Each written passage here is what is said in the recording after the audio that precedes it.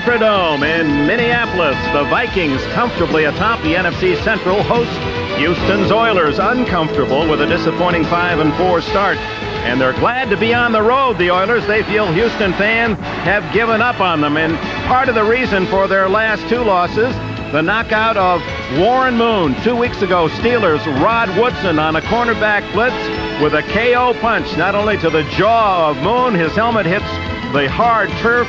And Moon said he has a headache that still is bothering him as he goes to work today. Hello, everyone. Dick Enberg with Bob Trumpy. Some have referred to us as our own version of a Warren Moon headache. But I have a feeling after talking to the coaches, Houston felt that perhaps they made a mistake in letting Warren start against Cleveland last week. He had a terrible game. No question about it. I think it's not just the concern about Warren Moon, Dick, but when you talk to Houston Oilers players and coaches, there are so many questions that they're asking themselves. They're not sure about the run and shoot. Is it us? Is it them? They keep looking for someone to come up with a big play. Today, it's absolutely mandatory. They need the big plays today. Well, here in Minnesota, no questions, only answers from new coach Dennis Green. He describes himself as being at the helm of that purple and gold Viking ship, and he has led them to the biggest lead of any team in the NFL going toward the playoffs. And it's so surprising, too. New coach, new coaching staff, a lot of new players. He has taken 47 players, Dick, and made them quickly into a football team. The Vikings, 7-2, their best record since 1976, a Super Bowl year when they went to Pasadena. Of course, that's where all the teams are pointing at the end of this year. Super Bowl 27. Al Del Greco kicks it off toward the sideline to Keith Henderson, the former San Francisco 49er. And he's out to the 25-yard line, and on come the Minnesota Vikings. Rich Gannon, former Blue Hen at Delaware. And here are the big guys in front of him. Zimmerman, McDaniel, some feel as good as anyone in the league. Loudermilk, Habib, and the veteran Irwin. In the purple and gold, it'll be Terry Allen as a running back, replacing Herschel Walker. The Carters, Anthony and Chris on the outside, Joe Johnson, the flanker. Steve Jordan, the Pro Bowl tight end. When they go to two tight ends, veteran Mike Tice, former Seahawk, will come in, one of the better blockers at that position in the NFL. Gannon has a delay as the Houston Oilers aid the injured Darrell Lewis, and he's a key player not only on special teams, but he's one of their extra backs in their nickel and dime. So Lewis, who played at Arizona, limps off after making the hit on the kickoff. Dick, as insignificant as a slight ankle sprain might appear to most teams, anything like this to the Houston Oilers, when nothing is going their way, it becomes a huge problem. Now, without an extra defensive back in Darrell Lewis, already the defensive coach is on the sideline figuring out, well, who's going to take his place now. Not a good start for Houston on the first play of the game. Well, you talked about all the questions. One of the big answers, one of the panacea for a team that is ill is the big play. They need it defensively or offensively, and they need it early today against this solid Minnesota football team. And with a lone running back, Allen, and he comes out throwing. Underneath for 5 yards, Lamar Latham makes the hit on Allen, who is a good all-purpose man, number 2 in catches and leading in rushing. The Fuller rush man, Childress, one of the top tackles, with Doug Smith returning from injury, and Sean Jones. The backers are Lathan Smith, the leading tackler, Al Smith on the team, and rookie Eddie Robinson. Dishman and Gray at the corners, McDowell and Robertson at safety. 2nd and 5.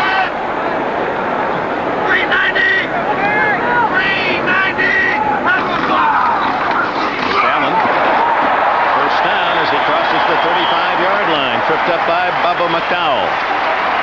Dick, one of the problems the Houston Oilers is going to face, today, is this multiple formation motion offense of the Minnesota Vikings. Denny Green brought in Jack Burns, a former assistant with the Washington Redskins. They call this offense the ace. There's 2 tight ends, sometimes there's 3. Seldom are there 2 running backs, but you'll have a tight end in the backfield, 3 wide receivers. Your first task for Houston, identify, in fact, who's there first. Superstitious number 21, Terry Allen, with Chris Carter in motion. Gannon goes down. The first sack of the game, as burrowing under was the veteran Sean Jones, and there was help there from Doug Smith. Sean Jones does an excellent job on Zimmerman, the outstanding offensive tackle. Sean Jones right here, out inside move. He gets to Rich Gannon in a hurry. This can be a big play. This is primarily a pass rush front four. Even though Doug Smith is in there, Childress, a defensive end, along with Fuller and Sean Jones. Second down and 15. The crowd is quiet. A noon start here in the Twin Cities. Gannon trying to raise some voices, and it's broken up by the veteran Jerry Gray, the former Los Angeles Ram. A Plan B pickup of the Oilers. Very tight coverage there by Jerry Gray. You can see he's off soft, but he reads the quarterback, comes right back to AC, able to get his hand over there and knock it away. I mean, I don't know what's going to ignite the Houston Oilers, but we've seen two successive good defensive plays.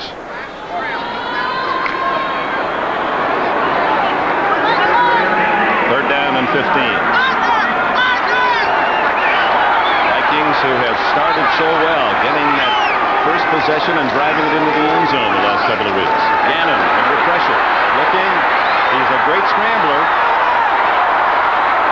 and can't quite find Terry Allen, who, just as he thought Allen was going to curl up underneath, Allen took off, and the pass incomplete. Yeah, miscommunication between Gannon and Allen. Gannon wanted Allen to go back in the field to play so he could throw it to him. Allen thought Gannon wanted him to clear out. There's Terry Allen. He said 21's been my number in college. He said both my daughters born on the 21st. And he says, and then I got one other. Pork chops. What does he eat before every game? Pork chops. Quesadillas. I can't imagine anyone playing a professional football game with that being the pregame meal. Webster Slaughter, who didn't return punts very often in Cleveland, if at all. In that capacity, the Oilers have not done a good job. Whoa! Didn't even get a chance to field that one. Tough to get any yardage when you're nailed, and that'll carry a penalty from the 24-yard line. Wait a minute, Dick. I'm not so sure he wasn't blocked in to the receiver. Well, the flag is down, and Ronnie West has been called for interfering with the opportunity to catch the ball. Let's see if there's any conversation here. I don't think there's any doubt on replay. You will see the guy was blocked into it. Howard Rowe. Wow, I didn't think this was difficult. Watch from the right-hand side. I think that's a push enough that would dictate that he was blocked into it. Catch, 15-yard penalty on a kicking team. First down. That is a break for Houston. So Ronnie West disappointed with the call. Perhaps an innocent victim. Maybe the officials felt that he had an opportunity to avoid contact even though blocked. He was barreling in on him. Almost looked like he was even hit in the back, too. So Houston looking for anything to awaken this team, many regarded as a serious Super Bowl threat this year, beginning from their own 40. Moon could not find Ernest Givens. Warren Moon, 36 years of age on Wednesday, as you heard on NFL Live. Maggs, Munchak, Matthews, Dawson, Williams, one of the talented offensive lines in the league. These two teams are well matched, both sides of the ball. Lorenzo White has matched his best career year, 702 yards at midseason. Jeffrey, Slaughter, Givens, and Duncan in the run and shoot.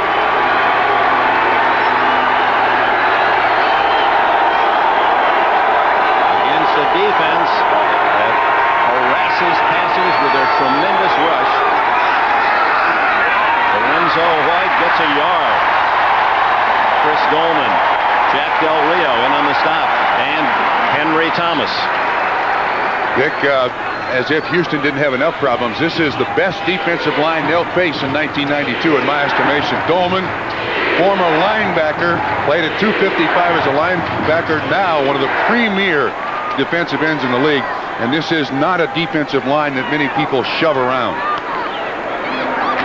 Dolman, big play. He's forced 24 fumbles in his career. That's only 4 less than the great Alan Page's all-time Viking record. Third down. This is where Warren Moon says he's missed Drew Hill. Hill in Atlanta.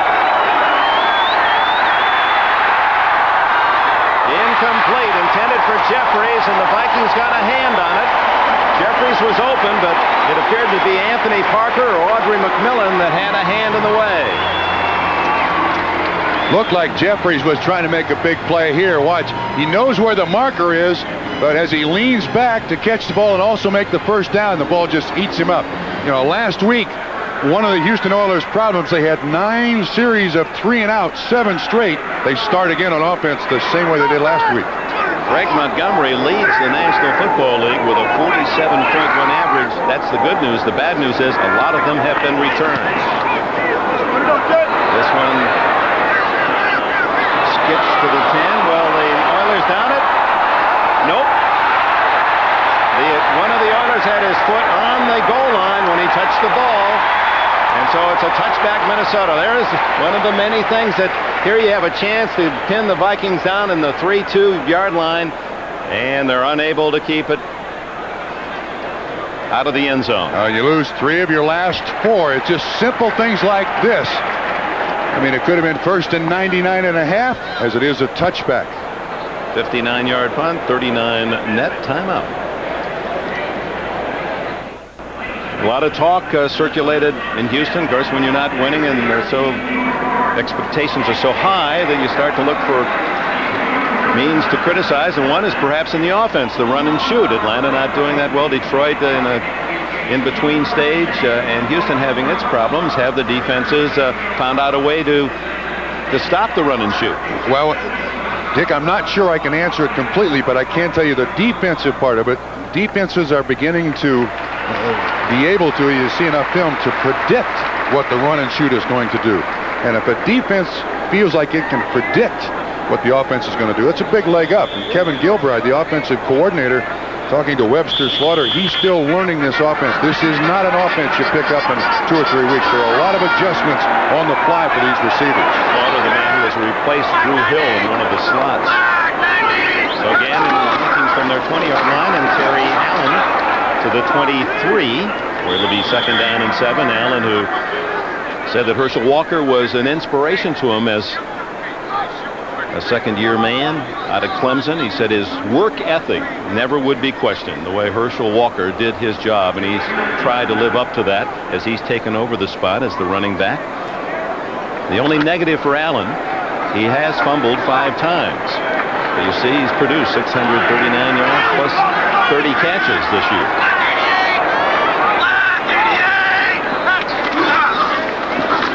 And again, it'll be 3rd down and 3 as Al Smith and Marcus Robertson collaborate on the stop. Ran behind Randall McDaniel. Yeah, but you know, one of the things Terry Allen has to learn, look from behind the defense. He's got to learn to stay with his blocker more now. This is the counter, comes to the left, and watch, he jumps inside the blocker. You've got to have faith in those offensive linemen that they're going to set up the block correct. Now watch what happens when 65 Zimmerman pulls around here. If he stays outside that block, he's still running. Yep. Zimmerman made a fine block, but he blocked his man right into the tackle. They did good forward progress. So 3rd and a long one, and a 1st down and a flag down at the 32-yard line. Smith and Latham, along with Robinson. Roger Craig. Howard Rowe, referee in the white cap, says it's holding against the Vikes. There's Craig, who picked up on Plan B from the Raiders after his 1 year in Los Angeles. Of course, played. Holding, number 30 offense, 10-yard penalty, repeat 3rd down. Played in San Francisco when Dennis Green, his head coach now, was an assistant coach.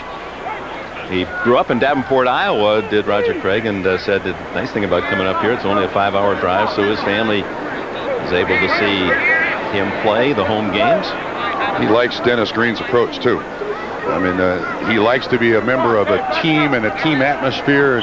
That was certainly generated in San Francisco under Bill Walsh. Denny Green is taking the same approach, so this is fun football for Roger Craig. He said it wasn't fun with the Raiders. 3rd down, 11 after the penalty.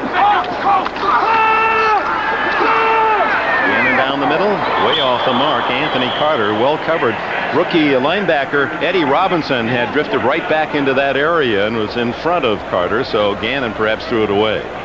Excellent coverage, zone coverage by the Houston Oilers. So far, not much to report on here for either team, but Minnesota, that came with 2 tight ends and 2 wide receivers, and you can see the zone drops and how far inside that ball was thrown. Webster Slaughter back at the Oiler 35 as Harry Newsom punts for the second time. Former Steeler.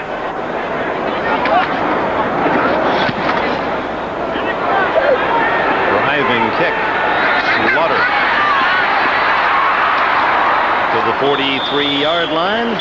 48-yard punt, 10 yards on the return for Jack Pardee's Oilers. No score here in the first quarter in the Twin Cities. Delta Airlines. At Delta, we love to fly, and it shows. Minnesota Vikings with a 3-game lead plus in the NFC Central. They are focused, and that has been the charge of their new head coach, Dennis Green. First down from the 43, Houston. No score. We've had 1 pass completion in 3 possessions. Lorenzo White. Big yardage. Rumbles inside the 45 of the Vikes, and it's a first down. Felix Wright makes the tackle, 13 yards. Kind of a play on the old Statue of Liberty.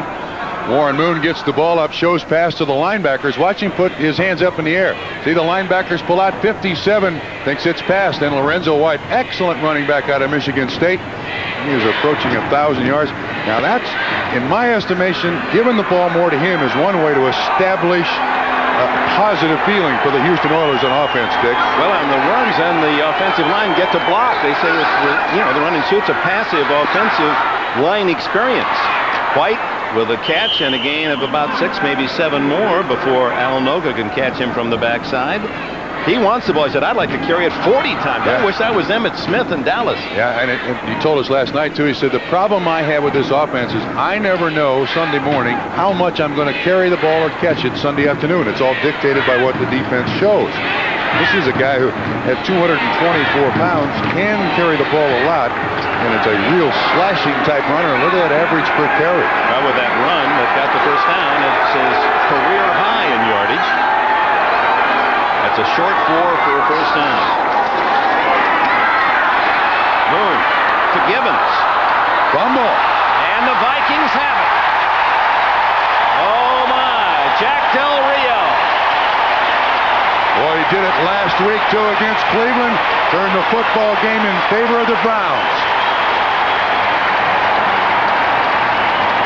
He does the tough part. He makes the catch. It's the simple square in. When he comes down, Carl Lee. Carl Lee had to look at the game films last week and see the way he wasn't protecting the ball. Did the same thing that the Cleveland Browns did last week. Good protection, ball on the money, ball caught, ball away. Now all of a sudden, Houston starts thinking, wait a minute, here comes last week again. Those bad thoughts already. That gives the Vikings a +5 in turnovers, Houston a -5. So that stops the Oiler drive. Anthony Carter. Chris Dishman gets help from the rookie Robinson. Out to the 30-yard line, a gain of about 7. Ernest Gibbons, who has a big insurance policy, as he says, on every part of my body. $3.7 million. Cost him $30,000 a year to be so well protected. They've been taken from Gibbons here of late. Ooh. The other scores on our 10-minute ticker. No score here in the Metrodome.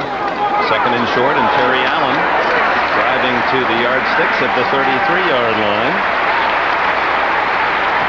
Jordan and Tice, tight ends or tight end H-back. It's the Washington Redskins, basically their offense with some wrinkles. And, the credit to Dennis Green is, he's been injured. Doug Smith is down.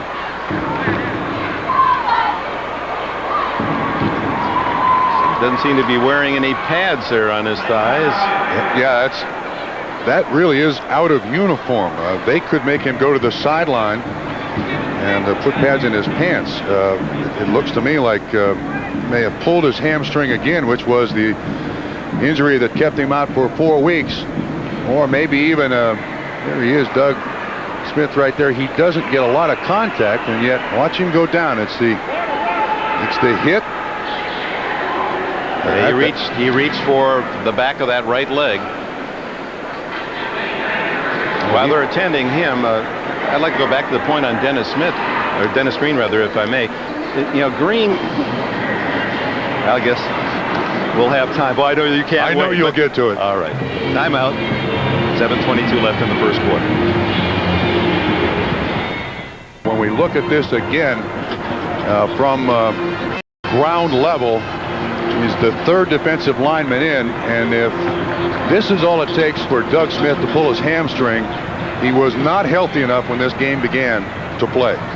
That is not a major stretcher pull, not a major hit. And sometimes athletes try to do a little extra for their team, play when they shouldn't. And that's not a healthy hamstring that he had right there. They're listed at 328 pounds, but out for 4 weeks, might be a bit heavier than that, and all that weight coming down on the injury. Seems to be walking it off. First down for the Vikings. No score here at midpoint first quarter.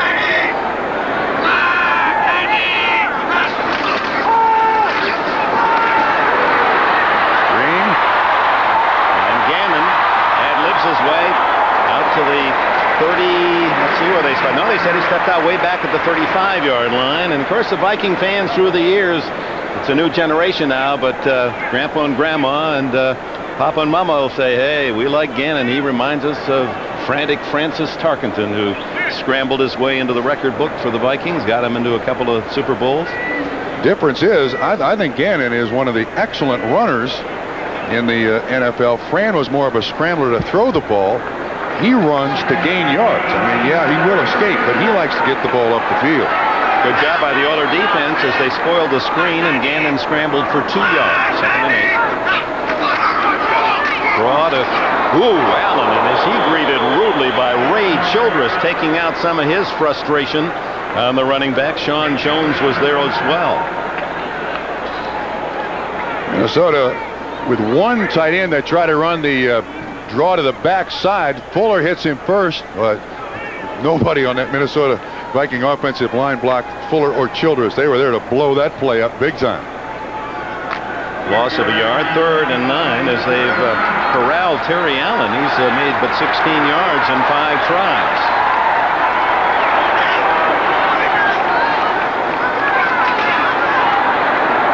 Incomplete. Chris Carter on a frantic attempt from Gannon, who was being pressured by Fuller and Jones, the 2 defensive ends.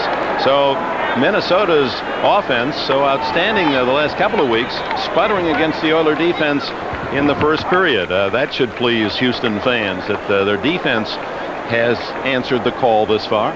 Dick, those people in Houston looking for any ray of hope, no matter how slight. Here's Newsom to punt again.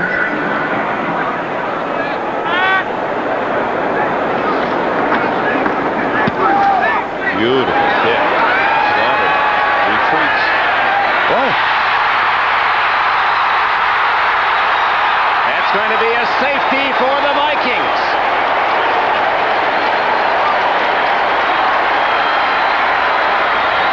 That was a muff, and that was the momentum of the kick until the last of the Oilers threw it out of the end zone. That's got to be a safety.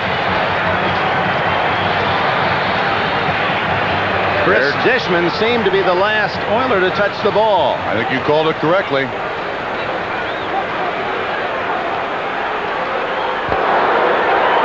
We have touching by the kicking team. There was never any possession. Ruling it's a touchback on the field. Wow, is that a break for Jack Pardee? They get the ball at the 20 because the momentum was by the Vikings to kick. That's a muff, not a fumble. Never had possession there. But does Dishman? I think Dishman has possession. Whoa. 2 hands, and he threw it out of the end zone. Absolutely. Or he knows a quirk in the rule that works in the Houston Oilers' favor. By the way, Jerry Seaman, head of officials, is here in the Metrodome today, observing. You've got to have possession, clear possession of the football. So there's no possession yet, but how about right here? That's control. That's control. That should be a safety. So Dishman with a heady play, and Dennis Green says that care at what level we're talking about. Northwestern, San Francisco, University of Iowa, where I graduated, or back in Harrisburg, Pennsylvania. I won 2 points. And the ball. Well, you got it. That initial part was a muff, but there was clearly control by Dishman putting that ball out of the end zone. Well, that at least got the crowd's attention.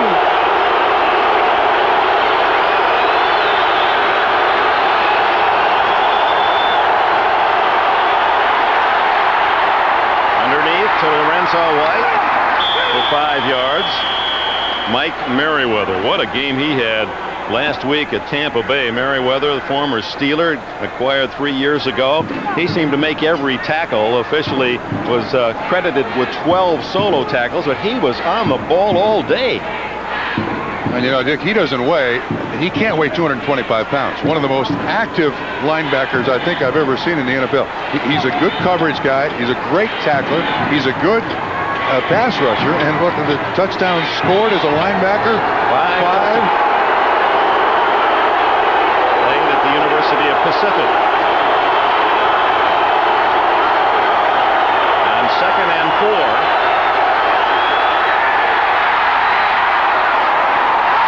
Almost intercepted.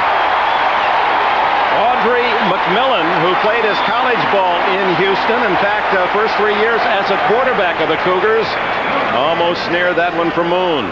This is a seam pattern run by Webster Slaughter, defensive back right there.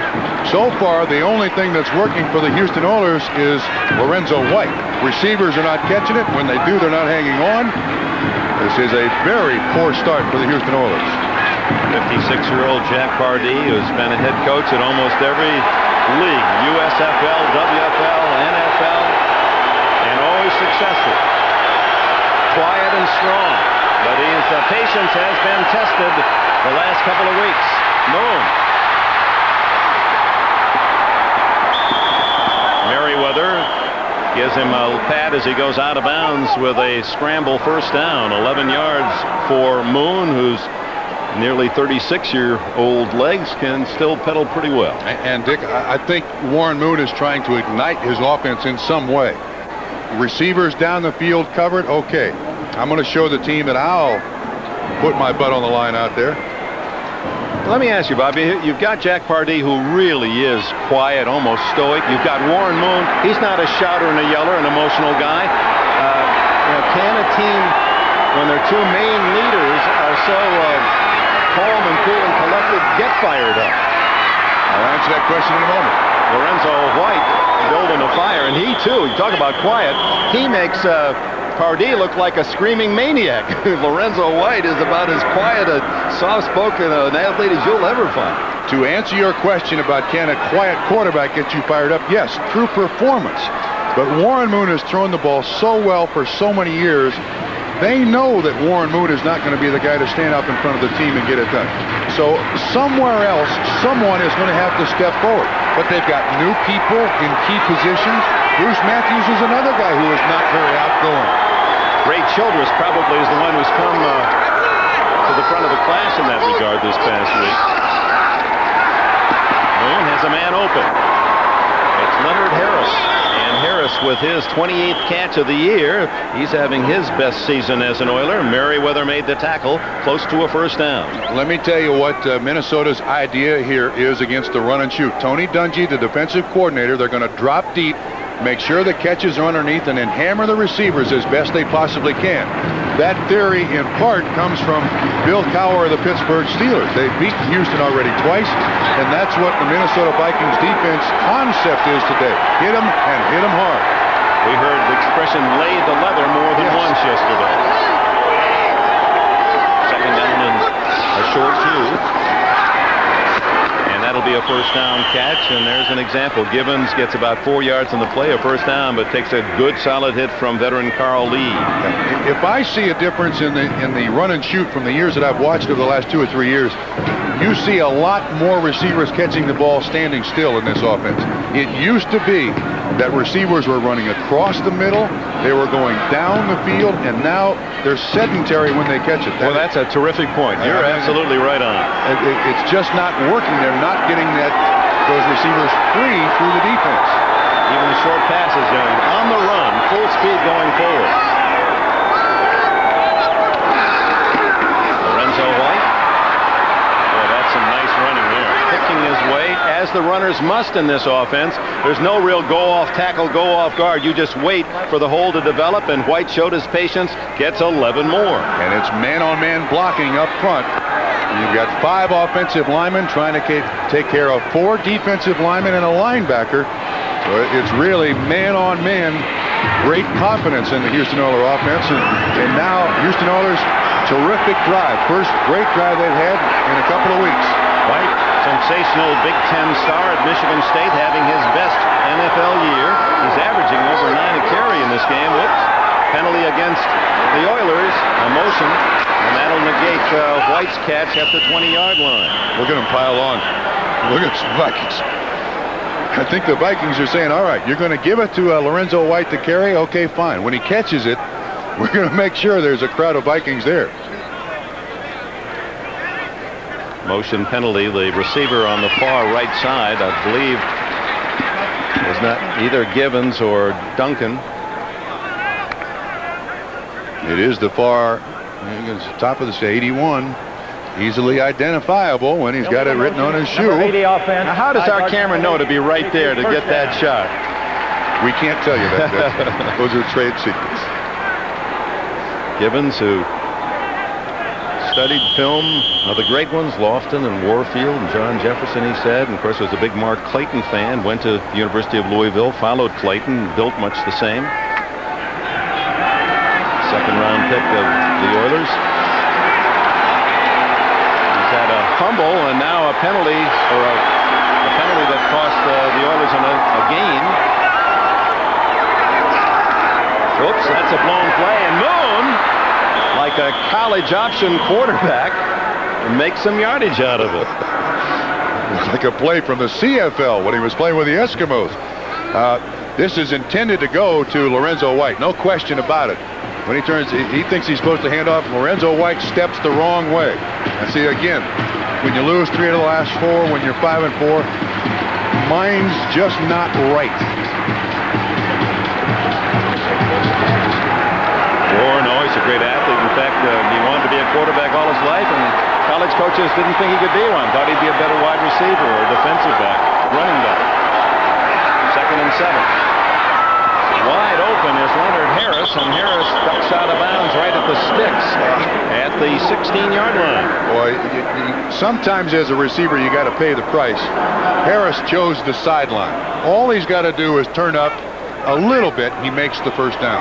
But that play illustrated your point earlier, Bob. The receivers crossing, catching the ball on the run in the open with a chance to move forward. That's the way it seemed to be every time. About 4 or 5 years ago when the run and shoot was making good business. But on that particular play, yes, he's catching the ball running, but running to the sideline. It's a yard shy of the first down. This is the end of the first quarter at the Metrodome. The Oilers trying to strike for the first points of the game. To 3rd and 1 at the 16.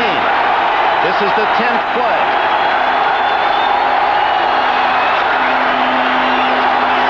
And it's Moon calling his own number.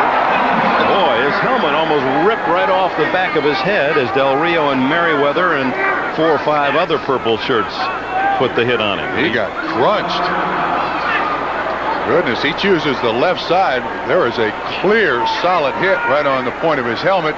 Comes from Merriweather, and Del Rio, as you said, folds him over there. But he's a big, strong kid. I'm struck. Houston Oilers last night were telling us we need somebody to come up with a big play. Well, I don't think they expected the officials to make the big play today to get them turned around, and in fact, the officials have. Well, Moon said he still has a headache from 2 weeks ago. That didn't help matters, but his effort to the 15 is good for the first down. Underneath. And Lorenzo White tackled immediately by Jack Del Rio. Del Rio, one of the Plan B selections by Minnesota. Dennis Green said because of all the first-round draft picks that were traded away, the Herschel Walker deal, and they haven't had number ones, one of the things he saw on this team, we needed those players in the mid-round, the 24, 25, 26, 27-year-olds. The Plan B represented Plan Bridge for Minnesota. And, you know, in college, never did any covering whatsoever for USC. Was basically a pass rush linebacker. Last couple of years has learned how to be a coverage linebacker, now is much better. Second and 7. There's that draw again, almost the Statue of Liberty, down to the 10-yard line, 3rd and 5. John Randall having a sensational year for the Vikings. The 270-pound tackle from Texas A&I made the stop. It's certainly obvious what Minnesota's choice here is against the run and shoot. If Houston's going to beat us, it's going to be Lorenzo White who gets it done. Either running the draw, running the sweep, or catching the ball. You're going to have to beat us with Lorenzo White. They are double covering all wide receivers of the Houston Oilers. Wide left is Jeffries, who had only one catch last week after a great start, 100 last season. He's the man to watch here on 3rd and 5. Audible. Another draw. That doesn't work a lick. Beautifully read by Anthony Parker, a Plan B from Kansas City. Dick, Minnesota came with 6 defensive backs. And the rules in the run and shoot are, if you have 5 at the line of scrimmage, you run the ball. If you have 6 in coverage, you run the ball. And Minnesota had 6 in coverage. Warren Moon came with the audible. And then Parker, the defensive back, the 6th defensive back, comes up to make the play. So Al Del Greco comes on for a 30-yard field goal attempt. Del Greco, who has missed only 4, but one of the misses could have won the game at Pittsburgh a couple of weeks ago. The final seconds. 30 yards. And Houston has the lead, although the Vikings deny them the full 7. It comes with 11:52 remaining in the opening half. Warren Moon, 3 rushes, 21 yards. He's the second leading rusher behind Lorenzo White on the team. It takes nearly 9 minutes on the drive after the controversial call no safety, but possession for the Oilers on the touchback. And now Del Greco drills it toward Keith Anderson. Henderson deep enough that he'll take the knee, and the touchback at the 20, and a flag goes down. Probably a legal block. And as they sort it out, we remind you that next Saturday, don't miss the NHRA Winston Finals, racing's most prestigious titles on the line. Top fuel, funny car, pro stock races, right down to the wire. Richest event of the Winston Drag Series, purse of over $1 million. The NHRA Winston Finals next Saturday at 3 o'clock Eastern on NBC Sports. One of the things I've learned about you, Bob Trumpy, you like the racing. Not at that speed. I like cars, old cars, but those rails now go 300 miles an hour in a quarter of a mile. Kenny Bernstein is going 300 miles an hour in a quarter of a mile in a funny car. In a top fuel dragster. Yeah, I know that language. And on the field now, number 25 of the Oilers, Bubba McDowell. He likes to drag race. He said he's got a car, in 12 seconds he can go a quarter mile in 12 seconds? Yeah, quarter mile in 12 seconds, about 110, 11 miles an hour. That's good for a pro stock, or I should say a street stock car. Sounds like our producer, John Feratz, is getting us to practice on Saturdays before the games. In fact, I think my Christmas gift to you is going to be one of those 5-point harnesses that the drivers wear in Indy. Illegal block on a receiving team after possession was gained in the end zone. Penalized 10 yards from a 20-yard line, first down. So Minnesota begins from the 10, trailing 3-0, 11:46 left in this first half. Now, what would a kickoff be without an illegal block in the back? And there it's done clearly. That was the rookie Ed McDaniel from Clemson.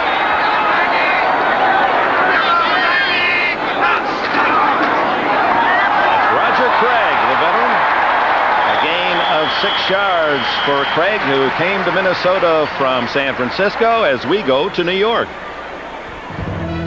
And then quickly shift over to Cleveland, where they're playing football as it should be played outside in cold conditions. Sean Jefferson makes the catch of the 26-yarder from Stan Humphries, and San Diego grabs a 7-0 lead. The touchdown came in the first. They've moved to the second with the Chargers in front by a TD. Let's go back to climate-controlled Minneapolis. All right, Bob.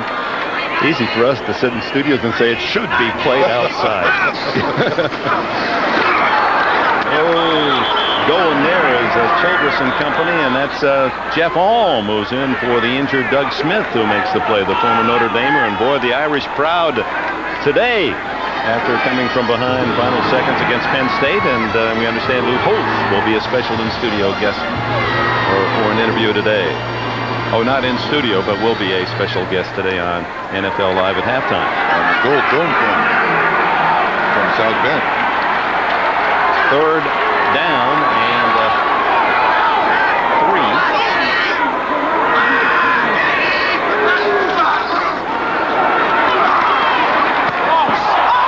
There goes a flag, and Jerry Gray was playing rodeo, NFL rodeo. He was riding through the receiver. Yeah, actually, I kind of feel bad for Jerry Gray, because if that ball is thrown on the normal time, he's there to knock it away without the penalty. But Gannon waited so long. Now watch how far. That's interference. Number 21 on the he defense. waits, he hesitates. Gannon waited so long before he threw that. Look at Chris Carter. He was a sensational basketball player in high school. That's what you call getting position. Getting position, posting up, and Gray just couldn't get to the ball without committing the foul. So far, Minnesota Vikings offense displayed little here in this first quarter. Nothing consistent yet. The ex-Eagle Carter out to the right. Anthony Carter, not related, to the left. Gannon to the tight end Tice. A rare throw to Mike Tice, only his 3rd catch this year, and Bubba McDowell was not fooled. There certainly has been the accusation that the scheme of the Houston Oilers defense not a good one. They don't like what Jim Eddy's calling, but there's been no real problem with this defense over the last several weeks. I mean, players are probably complaining only because they're not winning. There he's going with the hand signals to Al Smith, the middle linebacker. He's going to be your charades partner, isn't he, in the National NFL Charade Contest? 3 for 7 for Gannon. And roll off play action. And sack number 2. And this one goes to William Fuller, the Fuller rush man. Has his 6th of the year. Sean Jones gets the first. Fuller the second, both coming from the outside. This is a little roll, the fake to Roger Craig. And then Fuller keeps his containment. You see inside John Tice, 87. Mike Tice. I know the John's brothers. at New Orleans. Yes, he is. You can't have Tice blocking William Fuller. He'll push him all over the field. We saw last year 15 sacks to lead the AFC in time with Richie White of the Eagles, just 2 behind the NFL leader Pat Swilling. Minnesota thus far a net 6 yards passing in the game. Pressure again from the backside, and Gannon gets it away to Joe Johnson. First down.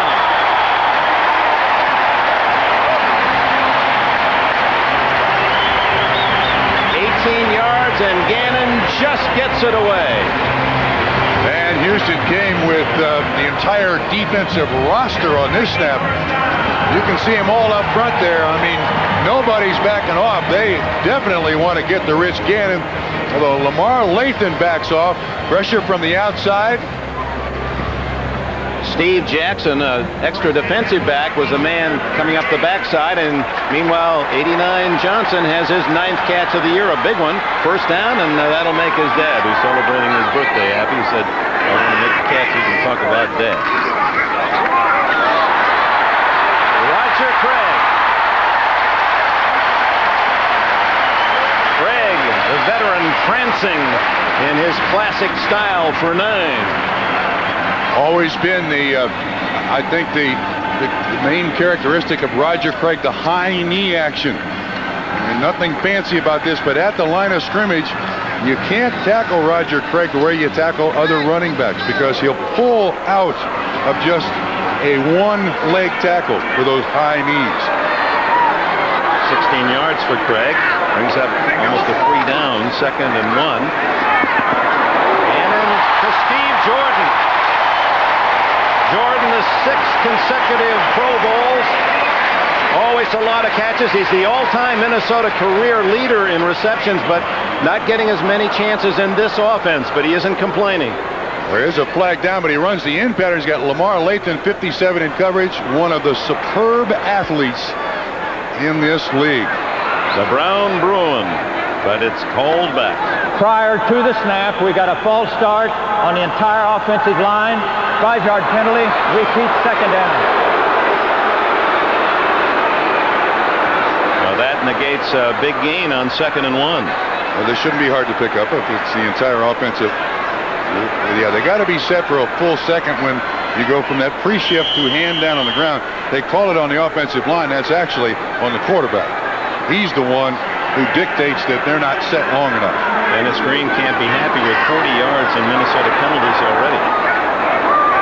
2nd and 6.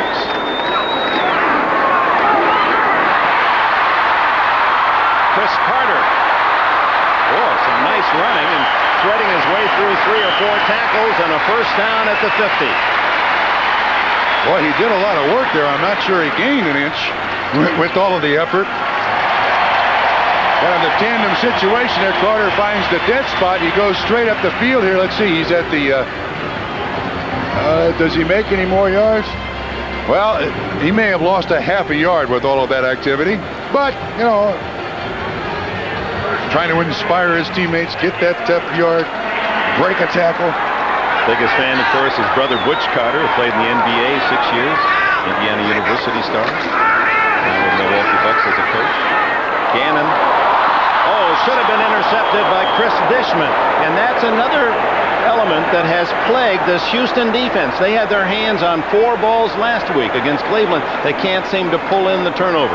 Now, sometimes, I guess, as a coach, if you're Jim Elliott, you consider Velcro on those mitts that they're wearing. I mean, gee, Dishman, a guy who last year had a lot of interceptions.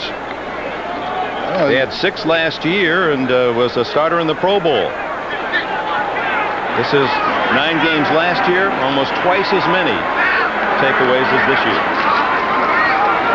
Terry Allen on 2nd and 10, picks up almost 8 yards behind Gary Zimmerman. See this multiple offense. Steve Jordan, 83, just as a backside blocker. Zimmerman on the pull. There's something very familiar about that play. The Washington Redskins. Counter to Series, yeah. A lot of ways to run it when you have a tight end in the backfield. Trailing 3-0. Under 6 minutes left in the half. A big 3rd and 4 for Minnesota. And the strip, and Houston has taken it away. Chris Carter had it, and it was just pilfered by number 21, the veteran Jerry Gray. Boy, he did. That was petty larceny. I mean, like stealing a pocketbook. He is right there on Carter's shoulder, and Carter's got it, and then Jerry Gray makes a big play for a team that needs a big play. Jim Eddy obviously likes it. As Carter was trying to move up the field, and Gray just used that body momentum of Carter to pull it away. From the 40, Houston leading 2-0. Moon, deep. Whoa. Oh, lucky that wasn't intercepted. Intended for Ernest Givens. And downfield with a chance for the intercept was Vincey Glenn. Dick, that was horribly overthrown by Warren Moon. Normally one of the most accurate throwers that the NFL has ever seen in any given season. Man who has thrown now for over 51,000 yards as a professional, counting his 6 years up in the CFL with the Eskimos of Edmonton.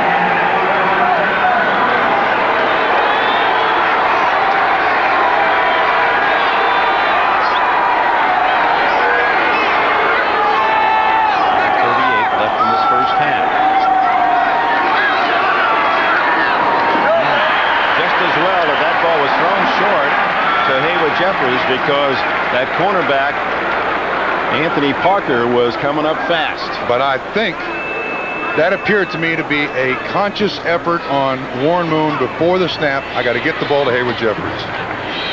Haywood Jeffries is one of the inspirational leaders of this team. Last week he had just one catch. So far today, none. Warren knows that for us to at least get the ball deep, we got to threaten with Jeffries short, and he probably should not have made that attempt. Jeffries second in the league with 59 coming into this weekend, 2 behind Sterling Sharp of Green Bay.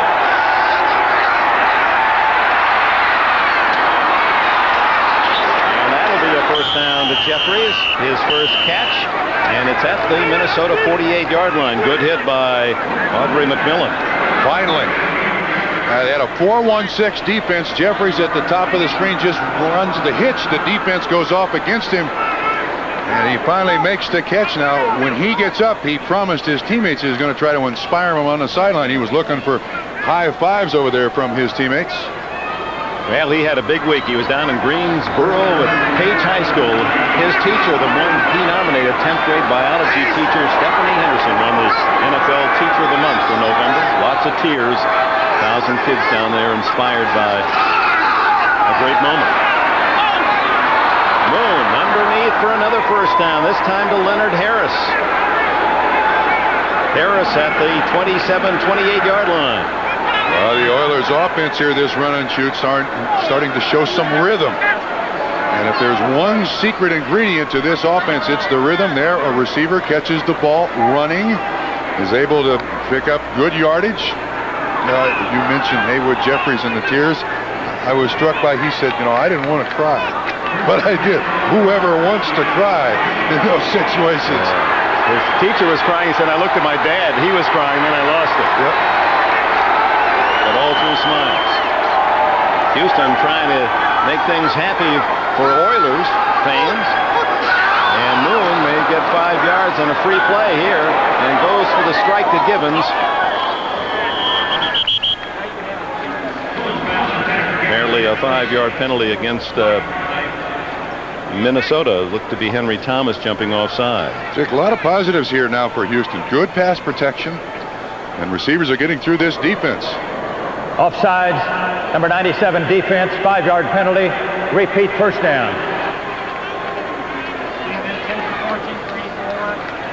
You can see the hard count. That draws Noga and Thomas into the neutral zone.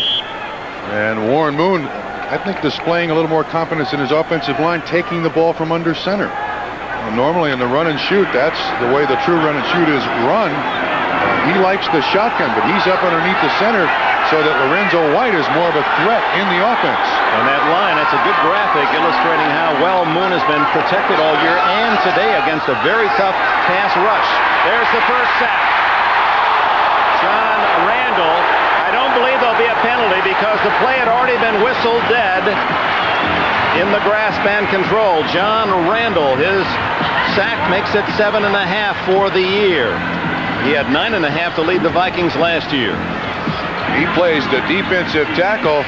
He's on Mike Munchak, and just a bull rush gets him right to Warren Moon. Hey, why not try it? I mean, I guess he's figuring I'm already in the grass. Why not try to get rid of the ball? Look at that bull rush by 93. This is not a particularly big defensive line, but this is one of the game's most active defensive lines. Second down and 12, a 7-yard loss on the play. Ooh. Fumble, recovered, and the Vikings are going to do it again. Touchdown, Anthony Parker.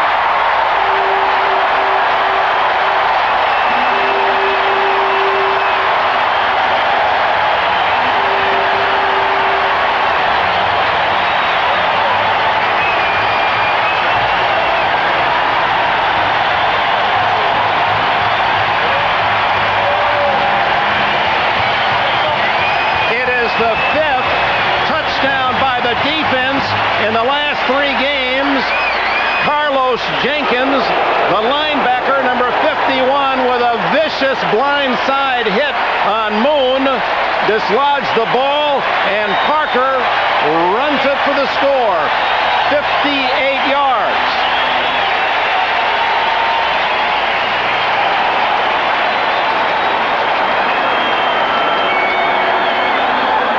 Parker's getting all the credit. Jenkins made the play, the linebacker. Totally untouched, Dick. Look at Warren Moon. That headache just got worse. Right between the shoulder blades. Jenkins untouched. Look at the power of this hit by a man that weighs 220 pounds. Now, when you don't block them, Dick, and they can build up 7 yards of momentum, they will. He's lucky the only thing dislodged was the football. They can dislocate bones. Anthony Parker, who played in Indianapolis and Kansas City, a Plan B pick. He did not have an interception until this year. I'm certain that's his first professional touchdown. You can see with just 5 offensive linemen up there in the run and shoot, no tight ends.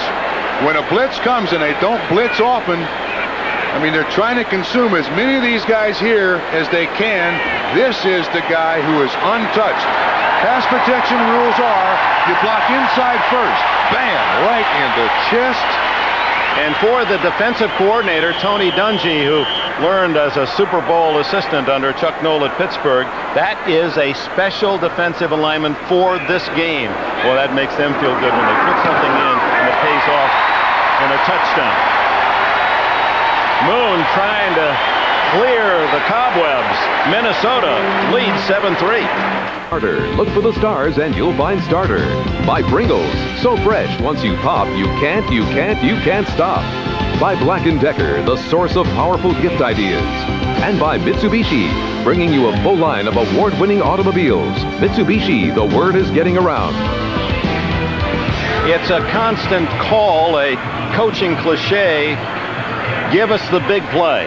And Houston came in with that cry. Well, after Jerry Gray with the interception, the steal of the pass to stop Minnesota, then the big play the other way as Warren Moon tastes a vicious hit, blindside from Carlos Jenkins. Apparently, he has all his faculties, so that's good news for Houston. But Minnesota takes the lead 7-3. Their 6th defensive touchdown this year. Coleman has no chance to return. Houston will start at the 20, and Warren Moon straps it on, goes back to work. Front 4 +1, Carlos Jenkins to deck Moon and create the fumble and a touchdown. And Carlos Jenkins using a defensive scheme that did look familiar, Bob. Did it ever? Too familiar for Warren Moon. Trailing 7-3, 3 minutes, 20 seconds left in the half. Lorenzo White tripped up, gains only a yard. I believe the play was whistled dead back at the 20. Let's go back to 2 weeks ago. Now, understand the connection. Tony Dungy and Bill Cowher were together in Kansas City. Now, Bill Cowher, the head coach of the Pittsburgh Steelers. There you see Woodson on the corner blitz make the hit. Now this is the outside linebacker. Same concept, different personnel, identical result. If the one 2 weeks ago gave him a headache, I guarantee you, so did that one. And a heartache for the hopes of Houston trying to build some momentum with a slender 3-0 lead and on a drive.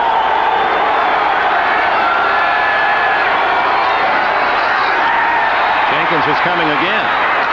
Intercepted. Felix Wright, wouldn't you know it? Wright out of bounds at the 27-yard line. Chris Dolman putting pressure on Moon. Felix Wright has intercepted Warren Moon 8 consecutive years, going back to their days in the Canadian Football League. This one is tipped. Wright 22 playing the center field. The ball originally off the hands of Webster Slaughter. Not had a good first half here. And Felix Wright, he dances out of bounds. Yes, sir. Got him as an Eskimo. Got him as a Houston Oilers when Felix played for the Cleveland Browns, and now the string stays alive in Minnesota. 29th of his career, and a third of those against Moon. Gannon. Anthony Carter was the intended receiver. There's Wright, who, after he graduated from Drake, no one thought he could play in the pros, was teaching school for a year, and then went to one of those gang tryout 700 with the Oilers, in fact, and it was good enough that the CFL liked him, and he went up north and played, then finally signed by Cleveland, and solid player. Has been for a long time, always played that same spot. The defense is out. Their defense is outscored. More points than the entire Seattle team. Goodness. I hope Seattle can't hear us. Gary Allen. A yard or two to the 25-yard line as the Oilers try to at least deny a touchdown. In comes Lee Williams, the former San Diego Charger, used on passing downs. Good pass rush as the clock ticks down to the 2-minute timeout. 7-3, the Vikings in front. At halftime, a man familiar in these areas, Lou Holtz, was at the University of Minnesota, reviving the Golden Gopher program, and on his way to Notre Dame, and that was one of those classic days at South Bend. Come from behind win, final seconds, great catch, Tony Brooks. I'm sure Coach Holtz still on a high, and we'll get his reaction. His team bidding for a major bowl. 3rd down and 9 at the 25. Gannon, lots of time. Boy, he is a Tarkenton-like scrambler. And now throws to an open man. Joe Johnson was open, and the touchdown saved by Chris Dishman. Oh, he's kissing to the crowd and kissing his own good fortune. He was about to look at 6 points. Let's see, wasn't Tarkenton's number here 10? Maybe they should give him 10. I don't know. That looked an awful lot like Francis Tarkenton, you know, turning his back to the defense and never giving up on the pass play. Well, that looked like 6. The pass died a little bit. And now the field goal try by Fouad Reves. He's 9 for 12 this year. This one from 42 yards.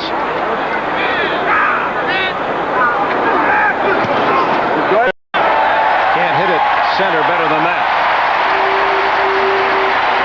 So the Felix Wright interception leads to a field goal for Dennis Green's Vikings, who now have a 7-point lead. 2-hour eyewitness video. It starts at 7:06 Central. Incredible footage of a family trapped on a lake in the path of a raging tornado, a prison riot videotaped from the inside, and then Phil Donahue celebrates 25 grand years of television with a 2-hour primetime star-studded special. Donahue, happy 25th anniversary, Phil. Tonight at 9, 8 Central here on NBC. And the Oilers and Jack Hardy trailing 10-3, despite the fact they have limited Minnesota to 74 total yards. They've outgained the Vikings. They've out-first down them, but that defense scoring again. There are the numbers. Houston with a better attack, and for Minnesota, the touchdown by Anthony Parker means 3 straight games they've scored on defense. Even the Purple People Eaters didn't do that. Page and Eller and Larson, Marshall. Those guys played outdoors, though. Different set of circumstances indoors.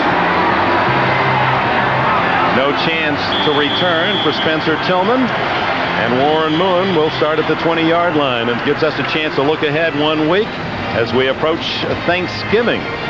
The week before, it'll be Houston at Miami. Will the Oilers be 5-5 or 6-4? It'll be Miami and Buffalo tomorrow night. Cleveland will travel up here to Minnesota. The Browns will show that defense to the Vikings. Indianapolis at Pittsburgh. Denver, Los Angeles in our doubleheader. Most of you will see that game from the Coliseum. While there's a timeout at the moment on the field, let's just follow Greg Minuski, the former Washington Redskin, a Plan B pickup. That's what it's like to get your pay on the special teams. He was out halfway down. Hit on one side by Rick Graff. That Joe Bowden, who is a rookie from Oklahoma, that's a couple of big sticks he's put on the Vikings today. Speaking of eyewitness video, he'll have to watch the film to see what happened to him there. He has no idea. How'd I get to this sideline? Other scores, the Steelers trying to maintain their hold on the Central Division. San Diego, one of the better defenses in the league, matched against one that may be as good as any, the Cleveland Browns. In the snow and cold at Cleveland, the Jets now open a 10-0 lead against the Bengals. Phoenix is playing well. Atlanta with a field goal advantage. Will New England win a game? Boom, screens. Right. 10 yards, and it appears to be right on the 30-yard line, first down. Very good call. Recognition of a new defense. 3 defensive linemen, 3 linebackers, and 5 defensive backs by Minnesota. Screen is an excellent call there. Boom. Underneath, good move by Ernest Gibbons, who dives for the completion of an 11-yard effort, and another first down. Timeout, Houston. Dick, right in the same area. No, they're not calling time. I thought they did. 1 minute to go. Wright tackled after just a short gain of 3 by Jack Del Rio. And now the timeout. And Dick, I was going to comment that it almost looks like Warren Moon is avoiding Webster Slaughter. The ball has bounced through his hands a couple of times here in the first half, and he's made other choices, thrown underneath Webster Slaughter to Lorenzo White. Now, I'm not speaking poorly of Webster Slaughter. This is a very difficult offense to learn. And when especially from the slot position, it's tougher than the wideout. When Drew Hill was in Houston when they put the run and shoot in, so he grew up with the offense. This is one of the most difficult offenses to adjust to as a receiver in that spot. He has no catches here now. And he doesn't like the fact he's on the sidelines either here as they go for a possible late score in the first half. Yeah, they're taking him out and putting someone else in who knows the offense a little better. It's a read offense. You come off the line of scrimmage and you have to read the defense and be reading it the same way that Warren Moon is so that you go to the right spot. That's the point. There's one of 5 things you do on every pattern, and the quarterback and the receiver must both think the same way. 2nd and 7. Houston still with 2 timeouts. Leonard Harris, who has replaced Slaughter. Moon dumps it off. And it's Lorenzo Wright pulling his way to a first down at the Minnesota 48-yard line, but the clock is running, 46-45, and they don't use a timeout. Moon gets them up there in a hurry. Guess they're running suits a hurry-up offense anyway. Moon drills that one, and Gibbons has a first down at the 31-yard line, and they'll spend their second timeout here to stop the clock 31 seconds to the half. So Moon has done a good job driving this team in a hurry from the 20 to the Minnesota 30-yard line as they make an effort for Jack Pardee's team to get the equalizer. Oh, in a happened game, you see so many of these defenses go to this prevent. A prevent is sometimes is personnel, but most of the times it's a mindset. And when you tell your defense, all right, play deep, let them catch the ball underneath, they just drive down the field and down the field and down the field. There's Tony Dungy. He knows the dangers of the prevent. Gives me a chance to complete that Dennis Green story. Green under Bill Walsh, man involved 3 Super Bowl rings. Then he goes for an offensive coordinator.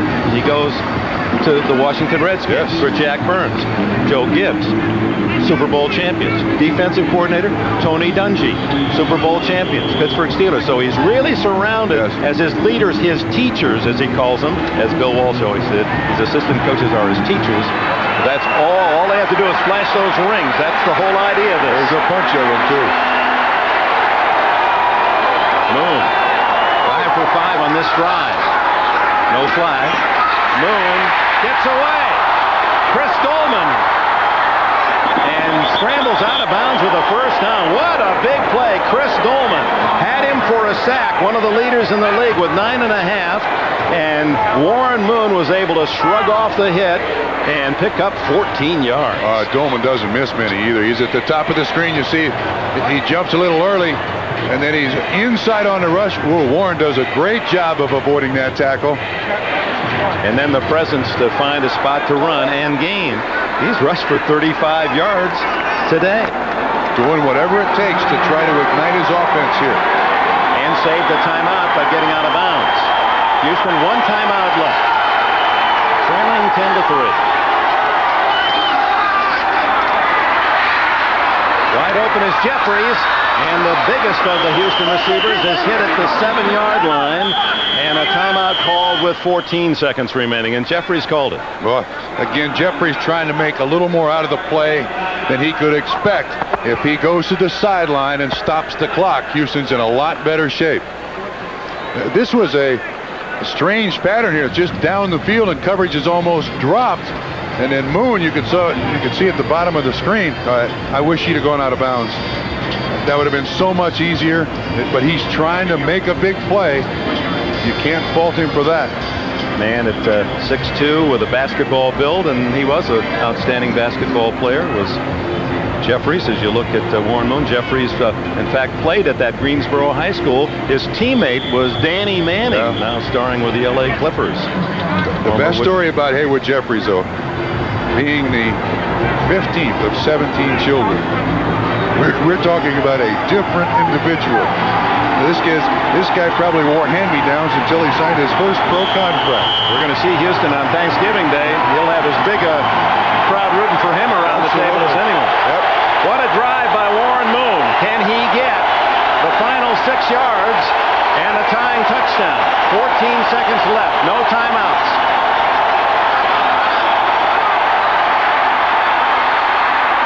Touchdown to Ernest Givens. And again, it was Moon using his footwork. He had to threaten the defense by starting the run. That froze Minnesota at least for an instant and allowed Givens to make the tiptoe touchdown reception and a chance to tie. Dick, great pass protection by those up front fellas. They really gave Warren Moon all the time and also the nice little alley so he could throw the ball for the touchdown. That was textbook Moon stuff. 7 for 7 on the drive, 66 of the 80 yards in a minute and a half for Warren Moon. And now for the extra point, Del Greco ties it at 10. And then you throw in the 66 passing and the fact that Moon rushed for the other 14. So the Oilers are, well, Minnesota moonstruck on that drive. From behind the defense, watch the pass protection first. Minnesota runs a stunt, beautifully picked up. Lots of time. Moon steps up. Givens at the end zone. Both feet in. Nice catch. Very patient job by Warren Moon. What do you call that? There's a name for that. The electric glide. I knew you'd know that. I can't do it. Well, you're still trying the funky chicken, but here is Givens right here. You'll see he runs out and around, so this is certainly an alternate route, not the primary receiver, but the pass protection allows Givens the time to get wide open. Coverage dropped. He makes sure both feet are in. 6 points. Officially 5 yards on the reception, and for Givens, his 9th touchdown of this season. But that is a sensational drive engineered by Warren Moon, almost single-handedly accounting for the 80 yards, either with his arm or his feet. And Dick, didn't it look easy? When the run and shoot functioned well last year, that's the way they look. 10, 10, 10. 3 10s. It's all on the house at halftime. I'm not superstitious. Moon admits to not being a rah-rah guy. I'll lead you with my ability and my intelligence. You other guys are going to have to scream and yell. But give me some support and I'll get the job done. So that's a very big score for Houston. A little smile there from Warren Moon. A huge score for Houston. Del Greco trying to deny. Oh, that ball muffed! And Houston had its hands on it for a moment with 8 seconds left. And if they recover, they're in field goal range. A Houston player had that ball on the rebound, but couldn't hold on. And the Vikings avoid a disastrous mistake. Dennis Green going to be happy to get his team into the locker room. Watch Scott Adams, number 72. He goes back there and tries to be a running back. He will be reminded by head coach Danny Green, son, you got those things on your hand to block people, not to catch the football. You let the little guys catch it, you just block them. 56, Scott Kozak was the Oiler downfield that actually had the ball rebounding into his chest. And now Gannon takes the kneel down, and that'll be the end of the first half. A half that featured a vicious hit on Warren Moon that led to a fumble and a touchdown, and then Moon, showing fully recovered, is able to march his team 80 yards at the end of the half for a 10-10 tie. Stay tuned. Right now, we're going to go to New York and Domino's Pizza NFL Live halftime.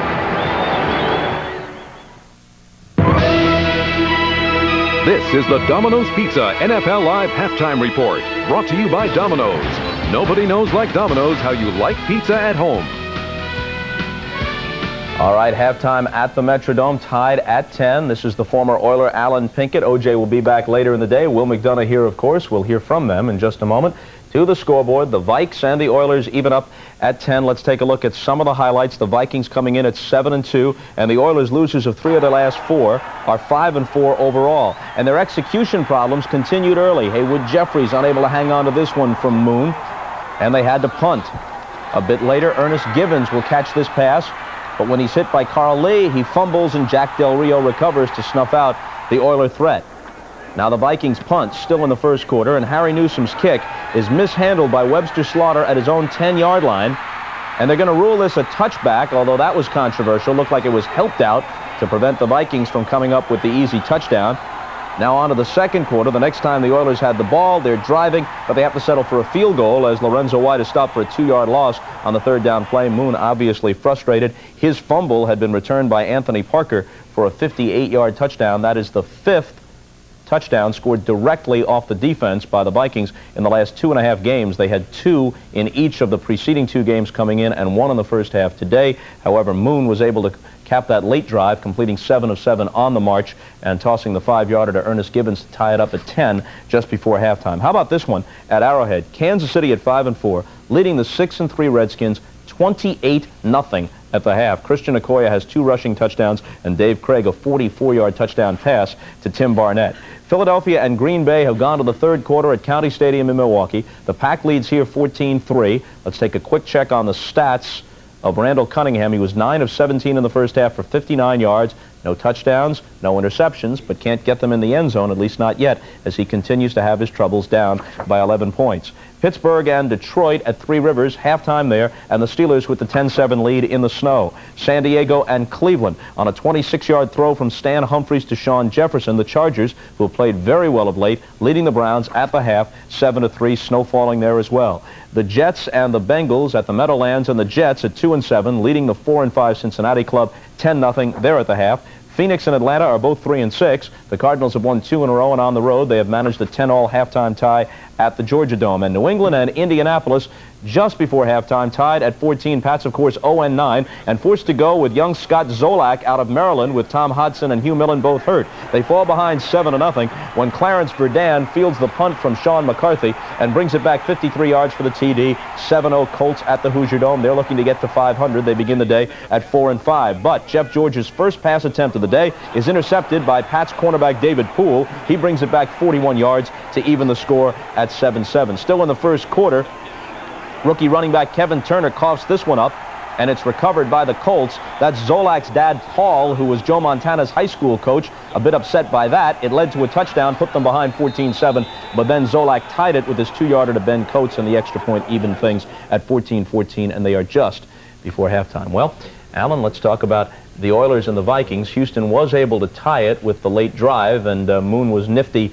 on that march, but as you saw from the highlight package, a number of mistakes that have become pretty much typical the last few weeks. You're right, and the receivers, they feel that the weight of the offense is on their shoulder, so every time they drop a ball, it's pretty much magnified. So what these guys try to do is just come back the next time and make up for it, and I think they've done that in this game. But there's so much pressure on these guys to catch it right now because there's so much of an emphasis put on the drop balls, and they're just basically beating themselves or getting in a good position to catch the ball and make a play. And I think they're probably worried about making the big play instead of catching the ball first. But the beauty of the offense for these receivers is they have a chance to redeem themselves. You think the league has caught up with the run and shoot a little bit? I think that a lot of people have the scheme down. Teams that were successful beating the Oilers, all the teams around the league study those films, and they're all looking for the right mix or the right thing to do to stop the run and shoot. And the fallacy is that it's a wide open offense, but in actuality there are only a few things you can do out of that offense with one back and four receivers. So it is, I think, an easy offense to stop, but it's easy to stop when the receivers drop the balls and they make a lot of mistakes. Well, let's give Minnesota some credit. It's the fastest defense in the league, and they do intimidate you. all right, time for us to take a break. When we come back, Penn State and Notre Dame. We look back to last week and yesterday. We'll look back to just yesterday. It wasn't a week ago. It may seem like a week, just 24 hours. That's after this from your local station.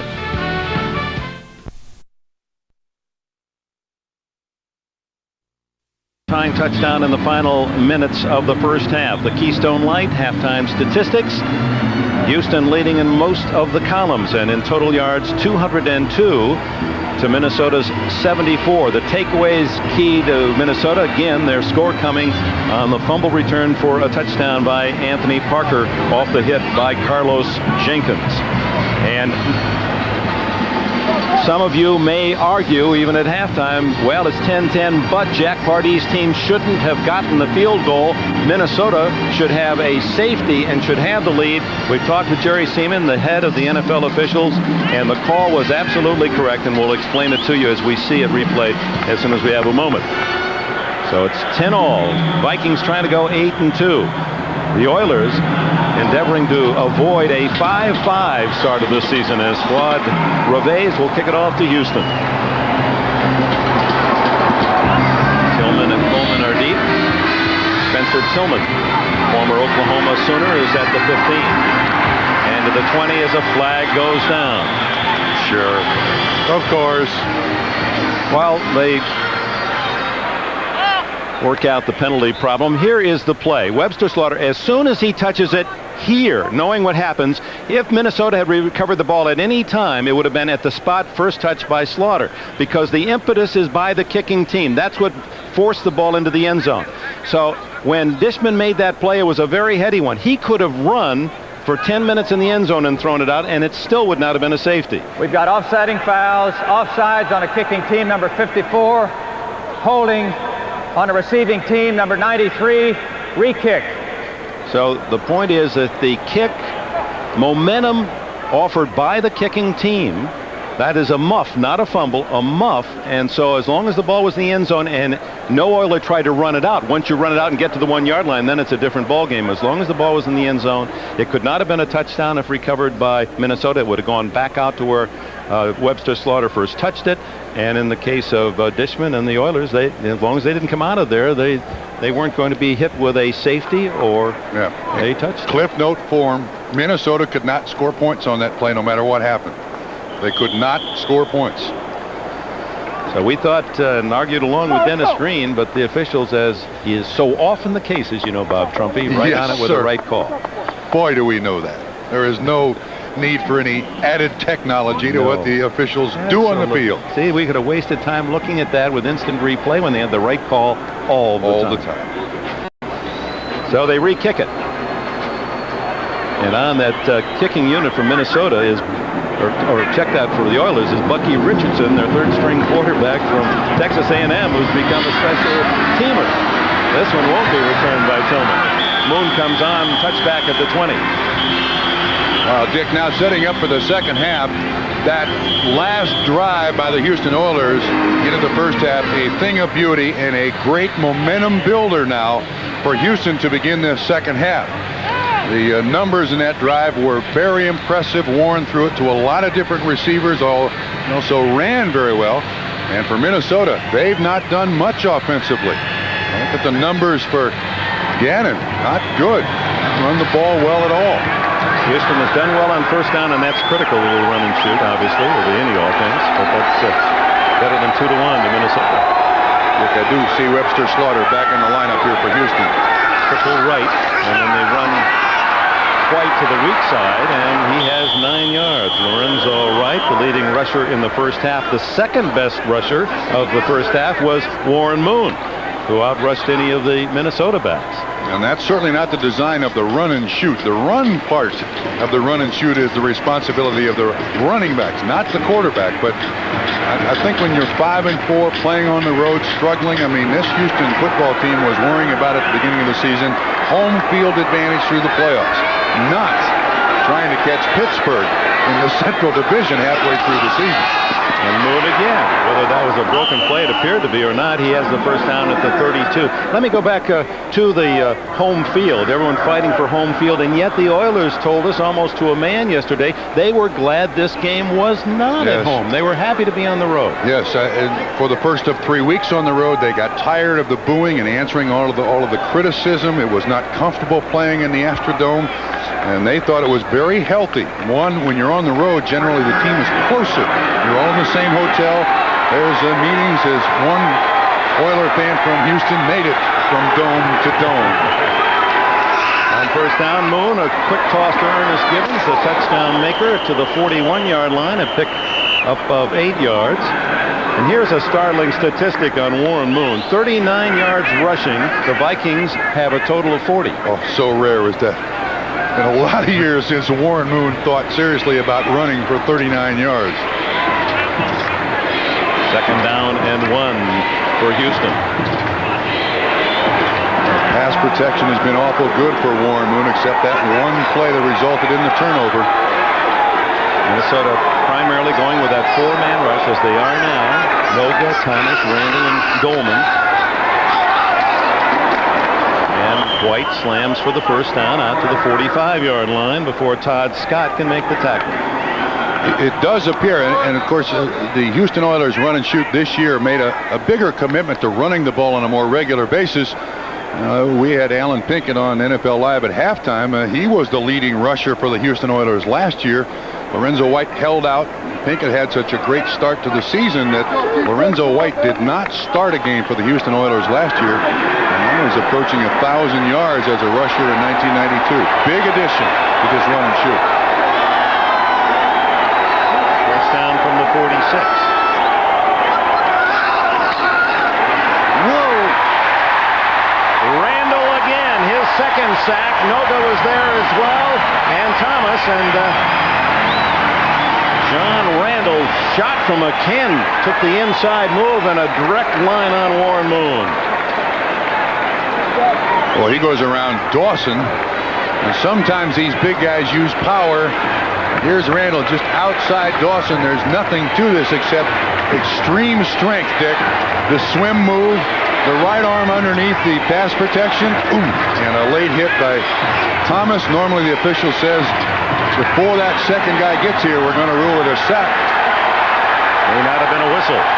Dolman got there too and will get half a sack on 2nd and 20. Touchdown in the final minutes of the first half. The Keystone Light halftime statistics. Houston leading in most of the columns, and in total yards 202 to Minnesota's 74. The takeaways key to Minnesota, again, their score coming on the fumble return for a touchdown by Anthony Parker off the hit by Carlos Jenkins. And some of you may argue, even at halftime, well, it's 10-10, but Jack Party's team shouldn't have gotten the field goal. Minnesota should have a safety and should have the lead. We've talked with Jerry Seaman, the head of the NFL officials, and the call was absolutely correct, and we'll explain it to you as we see it replayed as soon as we have a moment. So it's 10-all. Vikings trying to go 8-2. The Oilers endeavoring to avoid a 5-5 start of this season as Claude Reves will kick it off to Houston.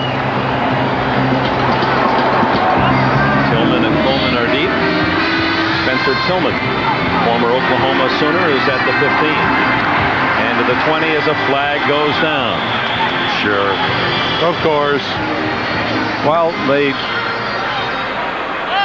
work out the penalty problem. Here is the play. Webster Slaughter, as soon as he touches it here, knowing what happens, if Minnesota had recovered the ball at any time, it would have been at the spot first touched by Slaughter, because the impetus is by the kicking team. That's what forced the ball into the end zone. So when Dishman made that play, it was a very heady one. He could have run for 10 minutes in the end zone and thrown it out, and it still would not have been a safety. We've got offsiding fouls, offsides on a kicking team, number 54, holding on a receiving team, number 93, re-kick. So the point is that the kick momentum offered by the kicking team, that is a muff, not a fumble, a muff. And so as long as the ball was in the end zone and no Oiler tried to run it out, once you run it out and get to the 1 yard line, then it's a different ball game. As long as the ball was in the end zone, it could not have been a touchdown if recovered by Minnesota. It would have gone back out to where Webster Slaughter first touched it. And in the case of Dishman and the Oilers, as long as they didn't come out of there, they weren't going to be hit with a safety or a touchdown. Cliff note form, Minnesota could not score points on that play no matter what happened. They could not score points. So we thought and argued along with Dennis Green, but the officials, as is so often the case, as you know, Bob Trumpy, right on it with the right call. Boy, do we know that. There is no need for any added technology to what the officials do on the field. See, we could have wasted time looking at that with instant replay when they had the right call all the time. So they re-kick it. And on that kicking unit from Minnesota is, or check that for the Oilers, is Bucky Richardson, their third-string quarterback from Texas A&M, who's become a special teamer. This one won't be returned by Tillman. Moon comes on, touchback at the 20. Well, Dick, now setting up for the second half. That last drive by the Houston Oilers into the first half, a thing of beauty and a great momentum builder now for Houston to begin this second half. The numbers in that drive were very impressive. Warren threw it to a lot of different receivers, also ran very well. And for Minnesota, they've not done much offensively. Look at the numbers for Gannon. Not good. Run the ball well at all. Houston has done well on first down, and that's critical to the run and shoot, obviously, with any offense. But that's better than 2-1 to Minnesota. Look, I do see Webster Slaughter back in the lineup here for Houston. Triple right, and then they run quite to the weak side, and he has 9 yards. Lorenzo Wright, the leading rusher in the first half. The second best rusher of the first half was Warren Moon, who outrushed any of the Minnesota backs. And that's certainly not the design of the run and shoot. The run part of the run and shoot is the responsibility of the running backs, not the quarterback. But I think when you're 5-4 playing on the road, struggling, I mean, this Houston football team was worrying about at the beginning of the season, home field advantage through the playoffs, not trying to catch Pittsburgh in the Central Division halfway through the season. And Moon again. Whether that was a broken play, it appeared to be, or not, he has the first down at the 32. Let me go back to the home field. Everyone fighting for home field, and yet the Oilers told us almost to a man yesterday they were glad this game was not at home. They were happy to be on the road. Yes, and for the first of 3 weeks on the road, they got tired of the booing and answering all of the criticism. It was not comfortable playing in the Astrodome, and they thought it was very healthy. One, when you're on the road, generally the team is closer. You're all in the same hotel. There's meetings. As one Oiler fan from Houston made it from dome to dome. On first down, Moon, a quick toss to Ernest Gibbons, the touchdown maker, to the 41-yard line, a pick up of 8 yards. And here's a startling statistic on Warren Moon. 39 yards rushing. The Vikings have a total of 40. Oh, so rare is that. In a lot of years since Warren Moon thought seriously about running for 39 yards. Second down and 1 for Houston. Pass protection has been awful good for Warren Moon, except that one play that resulted in the turnover. Minnesota primarily going with that 4-man rush, as they are now. Noga, Thomas, Randall, and Goldman. And White slams for the first down out to the 45-yard line before Todd Scott can make the tackle. It does appear, and of course, the Houston Oilers run and shoot this year made a bigger commitment to running the ball on a more regular basis. We had Alan Pinkett on NFL Live at halftime. He was the leading rusher for the Houston Oilers last year. Lorenzo White held out Pinkett had such a great start to the season that Lorenzo White did not start a game for the Houston Oilers last year. And he was approaching 1,000 yards as a rusher in 1992. Big addition to this run and shoot. First down from the 46.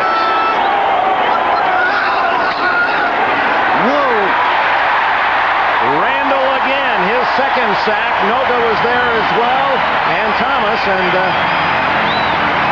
John Randall shot from a Ken, took the inside move and a direct line on Warren Moon.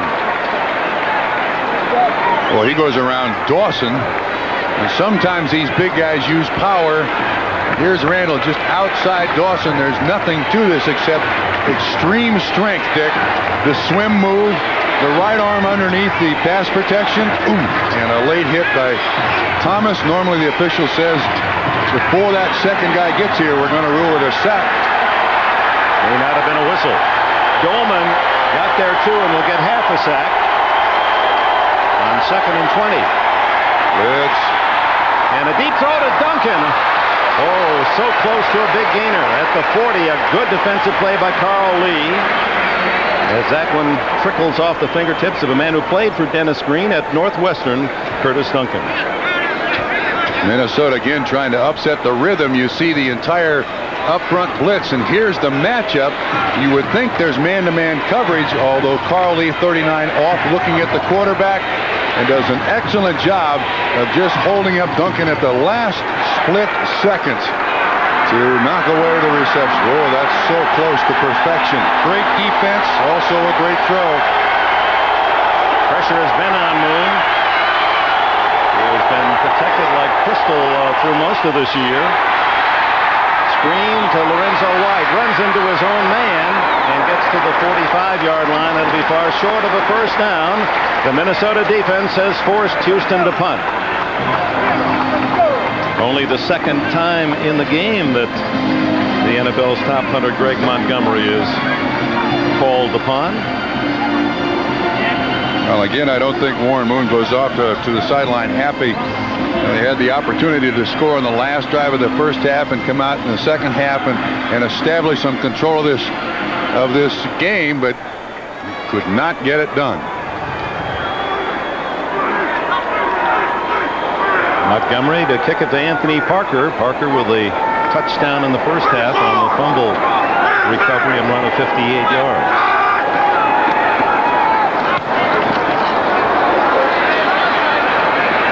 Headed for the sidelines. And he got it out of bounds in the corner. 3-yard line. What a kick.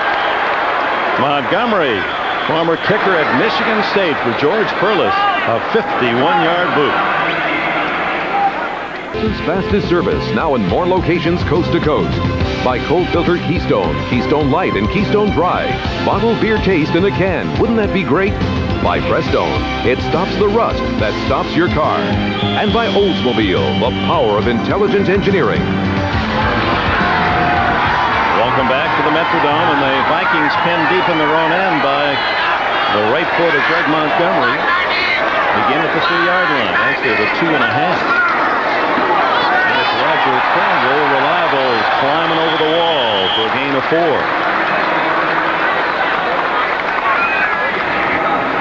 Let's check the Warren Moon efforts as compared to the rushing of the Minnesota team. What? They only threw for 37 yards in the first half, Minnesota. They have sustained nothing in that first half. 1 of 6 in third down conversions. This has not been a stellar offensive performance to this point. Vikings go with 3 tight ends. And give to Roger Craig. Veteran runner across the 10, goes to a first down. Down around his ankles, Jerry Grave came up from a corner. Well, one thing about this Minnesota Viking offense, it is a multiple offense with all the different formations. That there's a certain amount of trickery involved. You're trying to look for mismatches in this offense. Washington does try to get a linebacker out of alignment so that he can't support. Big third down conversion here for Minnesota would help their psyche. Third, it's about 1.5 half. Again, to throw. Oh my! Anthony Carter, the sure-fingered receiver, lets that one get away. Boy, that hit his hands like the North Poles, you know, 2 magnets. I mean, this thing just flies out of his hands. He has excellent hands, and there was not even close to a catch there. He has a streak going, a catch today, 105 consecutive games he's caught a pass. He's moved ahead of Ahmad Rashad into the second place position, all-time Minnesota catches. Ahmad had 400. Carter's got about 405 now, and the all-time leader, Steve Jordan, the tight end. Ahmad would want me to tell you that all of his catches were outdoors, though. Big difference. Webster Slaughter rubbing his mitts down at the 45-yard line as Newsom drills a beauty. Straight from the roof. Slaughter out of bounds at the 43-yard line. A 54-yard punt by Newsom. Is he rooting him out today? 7 yards on the return. It's tied at 10, and there's 8:54 left in the third.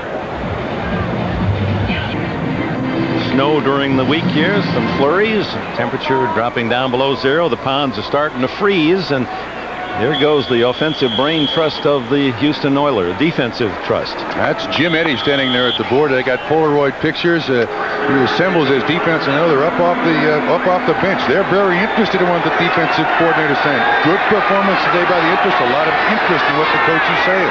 A good field position for Houston. They're second best of the game. They start from the 42. Ooh, what a hit.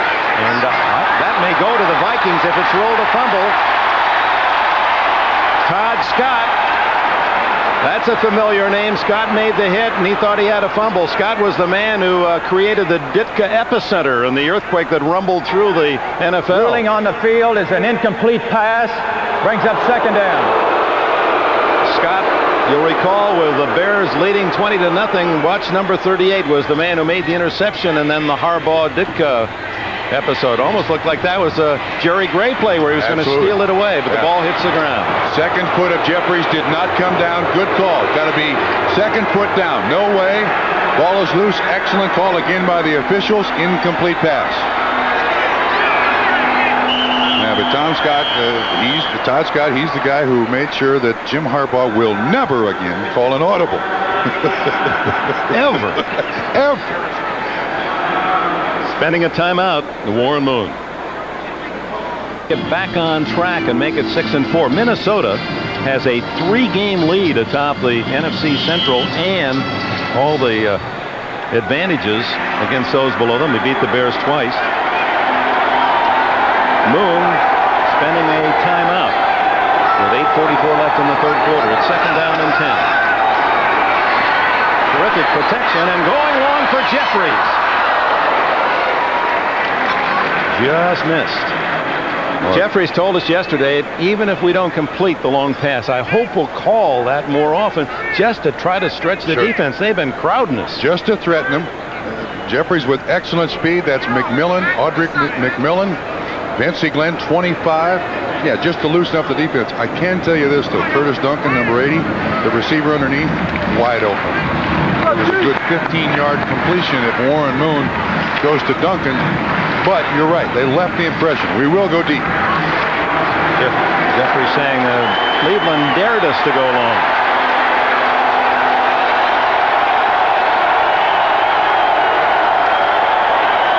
He didn't get it off, did he? I guess just did. And regrets it. Dolman gets the sack and the fumble. That's what he calls the daily double.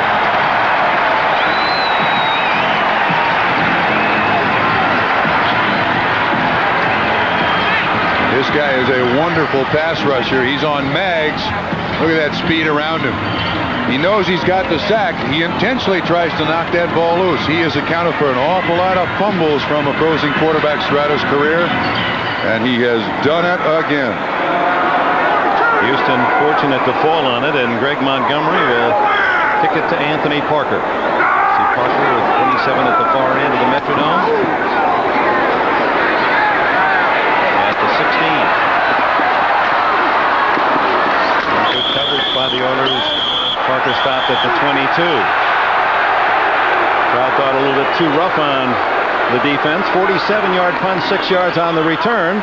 Well, from football next weekend on Saturday, we'll get to watch the world's top triathletes test their endurance. It's the 15th Ironman triathlon. Grueling competition features 2.4-mile ocean swim. That alone would eliminate a lot of us.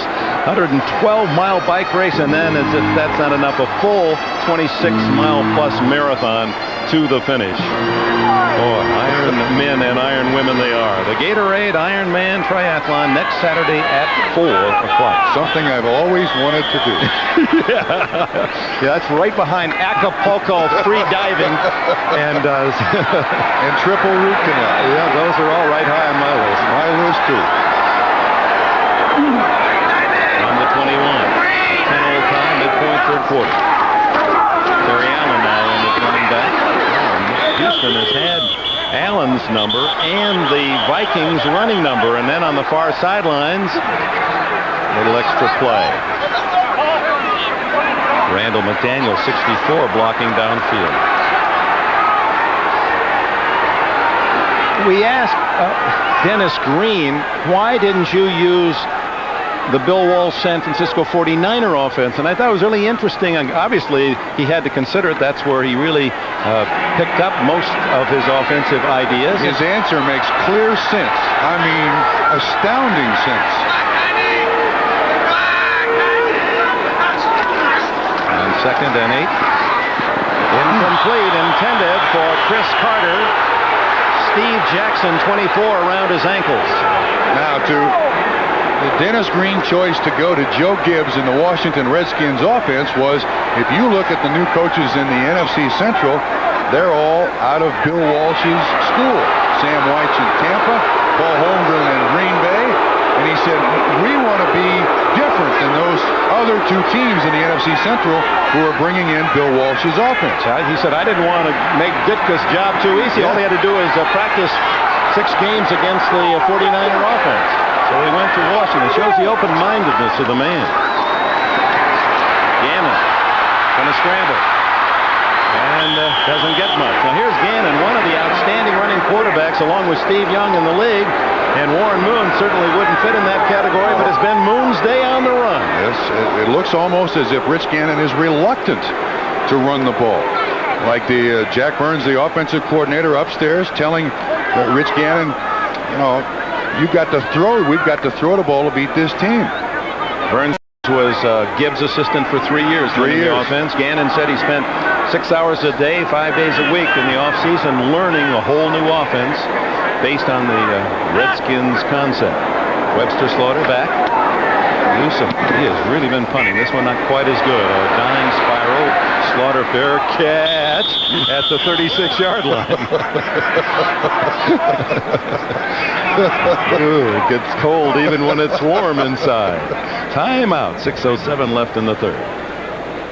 Touchdowns today. A 58-yard run with a fumble by Anthony Parker when Carlos Jenkins jarred it free from Warren Moon. As you look at Roger Craig, who certainly has found the end zone more than his share of times in the NFL. And then at the end of the half, Warren Moon driving the Oilers to a tying score, hit Ernest Givens 5 yards for the touchdown.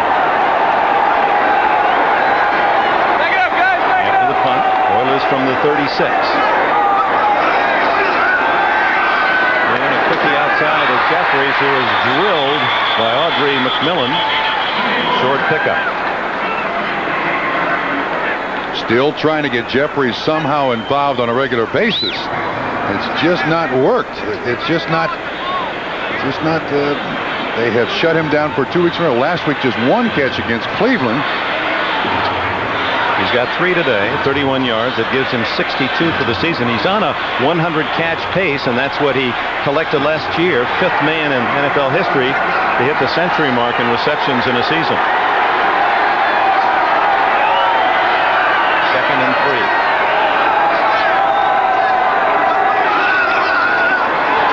Ricky Duncan. That's got to be tough on the little receivers. Ooh. That long pass to the sidelines, knowing that a man's going to come up and drill you. Carl Lee was there, the veteran. First down. At some point, as a receiver standing out there waiting for that ball to get there, you swear that real life goes into slow motion. It just won't get there. You can You can hear the guy coming. Come on, get there. Finally. You know you have him deep. You've got a cushion there, but it just seems that it's like when in an emergency where you're waiting for help to come, and it just seems that 1 minute seems like 1 hour. An eternity. Now the Oilers moving the ball. Curtis Duncan getting his first catch. And now Lawrence White, well read. Al Noga and John Randall. High and low on the ball carrier. Randall's brother, Irvin, playing with Kansas City as a linebacker until this year, released by the Chiefs. You know, I really thought that this defensive line of Minnesota would be a lot for the Houston Oilers offensive line to handle, but in fact, they have done a pretty good job. This is a short trap run by Houston, and there's just too many people there for them to account for. This defensive line has been pretty well shut down by Houston's offensive line.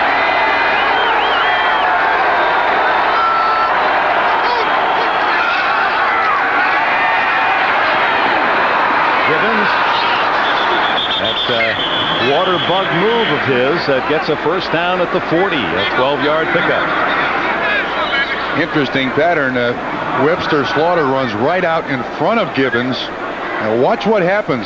See Webster Slaughter clear out 57. Mike Merriweather. Here's the clear out. Here's the intended receiver. You see the two guys in coverage. Excellent job. I mean, that's just finding a seam, time to throw. And again, the four guys up front for Minnesota, well handled. Linebackers have gotten to Warren Moon today, but the defensive line only a little bit. Slaughter in motion. Part of the difficulty of that slot position. Moon, watch out. Knocked away by Dolman, and the Vikings have it. Daily double.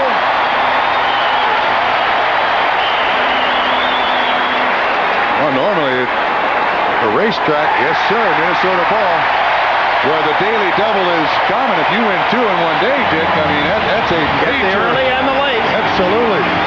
You go home happy. This was intended to be a screen. Dolman again around Maggs.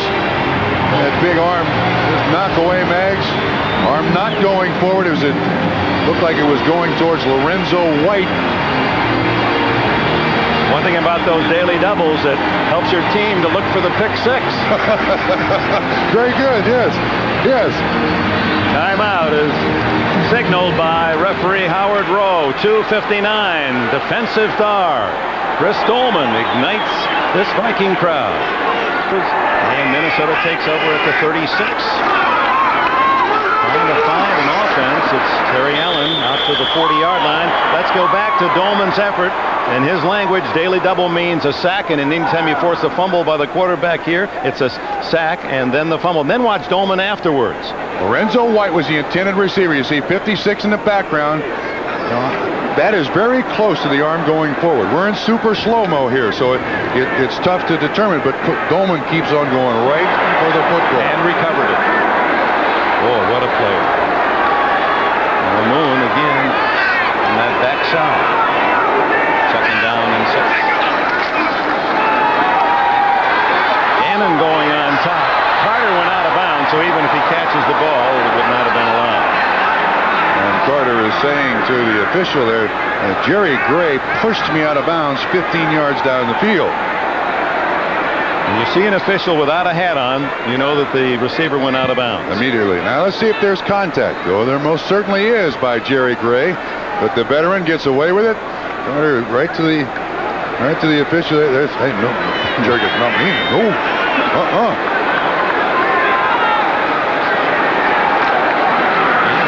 Just a 48-yard passing day so far. 1 for the last 7. 3rd and 6.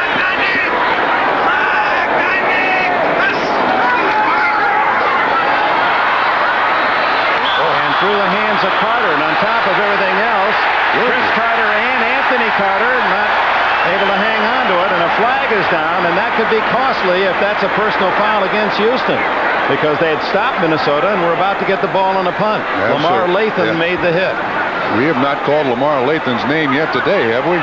First time, and it's called for a late hit.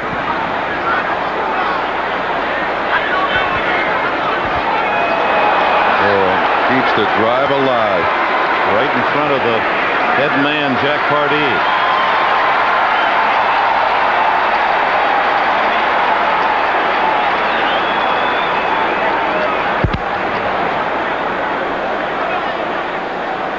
Finding his spot to make the call. Right about there. Personal foul.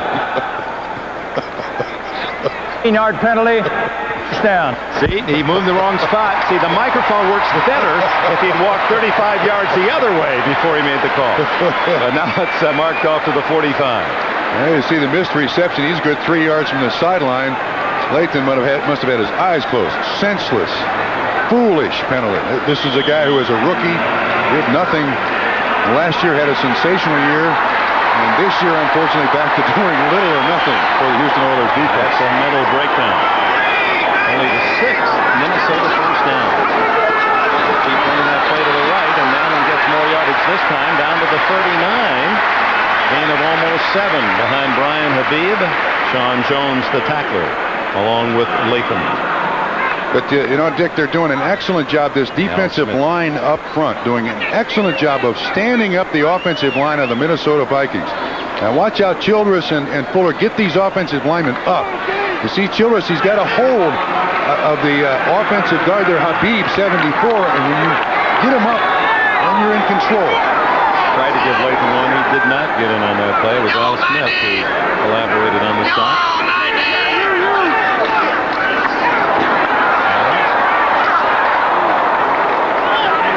To the first down, and Latham did get a piece of the tackle this time. And he sticks his hand in the face mask of the guy on the ground.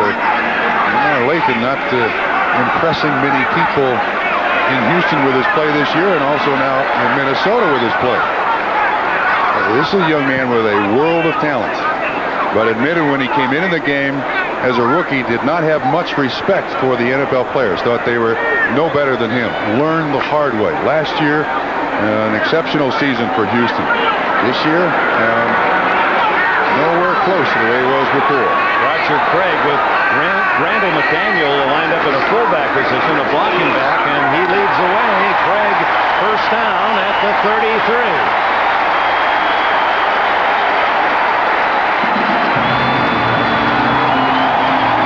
First made famous by Mike Ditka, with William the Refrigerator Perry in the backfield, that offensive lineman.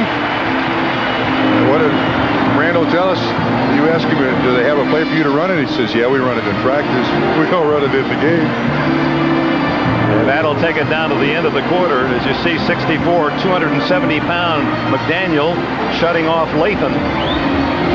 Almost like we're picking on him, but the ball takes us right to him, doesn't it? And that is the end of the third quarter. Still tied at 10. We'll return to the Metrodome after these messages from your local station. Minneapolis, the Metrodome, and it's a 10-all tie. A couple of field goals, a fumble return for a touchdown, as the Vikings have scored 3 straight weeks on defense and 5 touchdowns in 3 weeks. Warren Moon's long touchdown drive at the end of the first half to tie it at 10. No score in the third. Chris Dolman sacking and forcing a fumble of Moon to deny the Oilers, and now it's Minnesota off that fumble, driving to the Oiler 33-yard line as we open this fourth period. There's Dolman. He says he wants to. I said, ask him, if you weren't a football player, what would you like to be? And he said, a musician. He said, in fact, no one knows it, but I'm practicing on the saxophone. The little girl calls it the big whistle. And I said, Chris, you're playing it wrong. It's not supposed to sound like a whistle. When you don't play it right, it will whistle. Yeah, but you don't laugh. We didn't laugh before. No. We're laughing now. We got distance. And look what he's done. And Dolman, in just his 8th year out of Pittsburgh, he's only 2 behind the great Alan Page in forced fumbles in Minnesota history.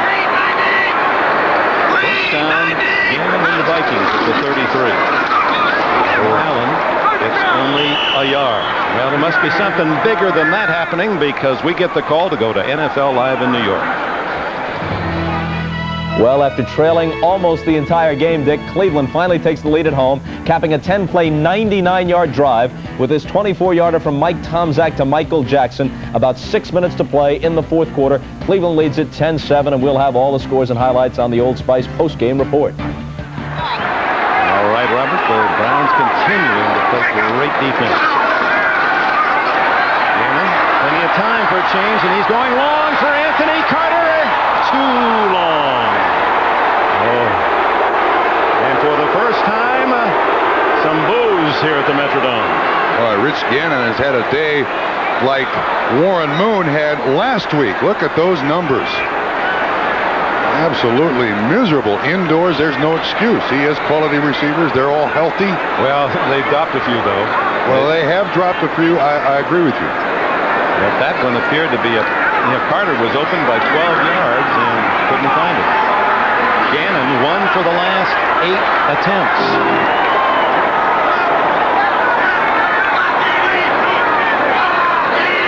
Down to 9.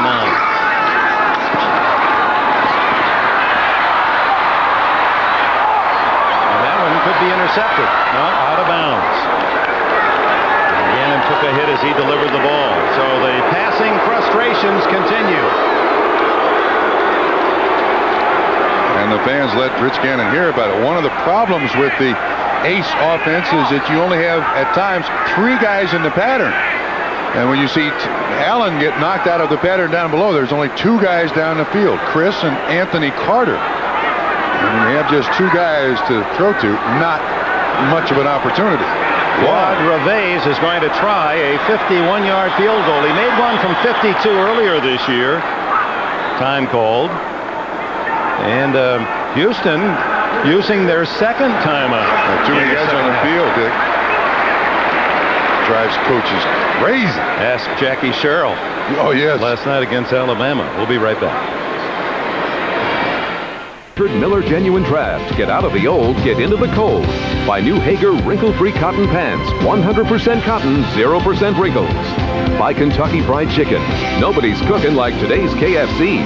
And by the heartbeat of America, Chevrolet and your local Chevy dealer. Well, young and old, enjoying the action, mostly on defense today at the Metrodome as Claude Reveiz tries to break the 10-all tie with a long 51-yard attempt.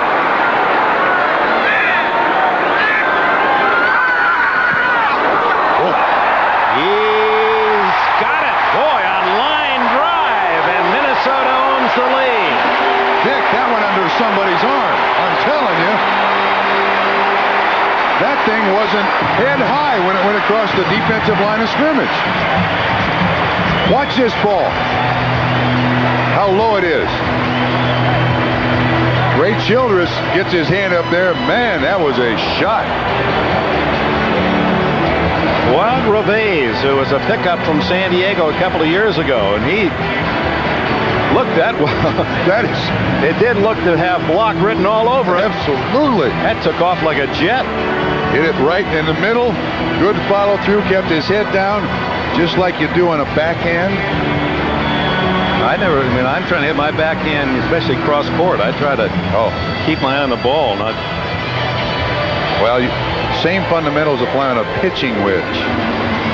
Now Reveiz, who is 226 pounds, was a linebacker in high school in Miami, and drafted by the Dolphins, and went to San Diego, and the Chargers, after a few games in '90, released him. Minnesota picked him up, and all he did was set a Viking record, hit 19 in a row, 90-91, and this year having another good season, a 51-yarder for the lead with 14:07 left. Jan Stenerud, who finished his career here with Minnesota, the Hall of Fame kicker for the Kansas City Chiefs. That's where he was known best. At the end of his career, did a game up here, and I said, "How do you like this place?" And he says, "I wish I were 20 years younger." Well, even at 40, he kicked like he was. Yes, he did. The Oilers get it back now, down by 3. Turnovers have led to all the Minnesota points. Pat Coleman. Boom! Crushing hit. And then he spun forward to the 21-yard line. Carlos Jenkins finally finished the job, number 51 tonight. Speaking of finishing our Sunday efforts on NBC, here's the lineup. It's a special new 2-hour eyewitness video, a raging tornado scene, a prison riot videotape from inside, and then a salute. Phil Donahue, 25 years, great television, 2 hours prime time, star-studded special. Donahue's 25th anniversary show tonight at 9, 8 Central on NBC. Jeffries to the left. Givens in the slot to the right. Leonard Harris in motion.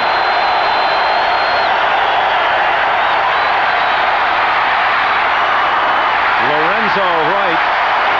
And Lorenzo had to be trying to catch with hands and still protect his backside. He didn't know who was coming. Actually, he did a pretty good job, Dick. Warren Moon couldn't get him the ball, and the first time he pumped, only because there was a defensive lineman in the way, he kind of rolled away a little more, just couldn't quite make the catch. Now, I must comment, too, it looks to me like the Houston Oilers have moved Webster Slaughter to the outside spot. He is in the lineup. Duncan now goes wide right. Jeffries to the left. Harris has replaced Slaughter in the slot left. Givens slot right. Minnesota fans forcing Moon to use silent audibles, but that is not a contradiction, a silent count, actually. Short of the first down.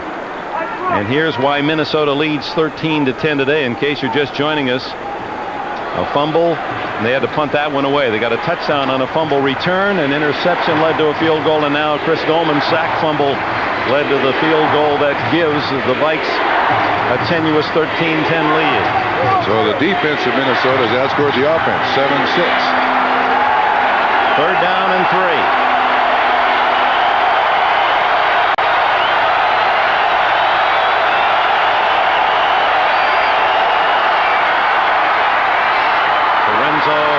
White, and he has just enough, it would appear, for a first down across the 31-yard line, toppled by Del Rio and Parker.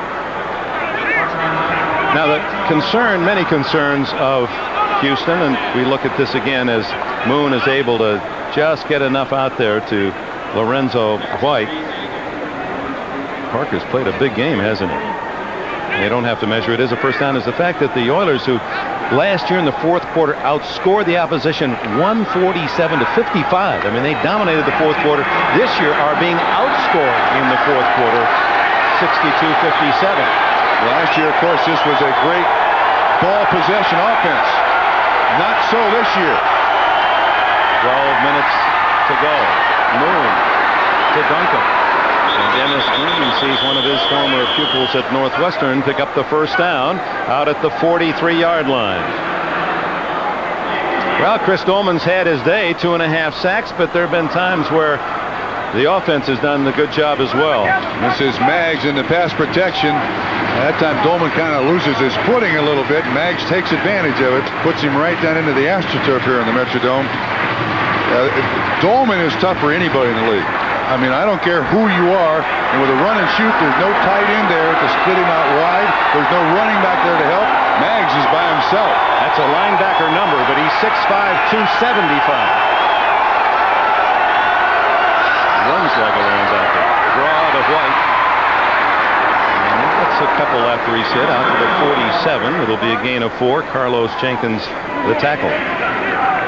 Jenkins, who has forced a fumble today that led to the touchdown run by Parker. He had a touchdown with a fumble recovery himself last week against Tampa Bay, and he had an interception for a touchdown against the Bears. So you talk about big play on defense. This young man from Michigan State is really producing for Dennis Green. Plays the weak side outside linebacker and is no bigger than a lot of safeties in this league. 219, they list him. Second down, 6.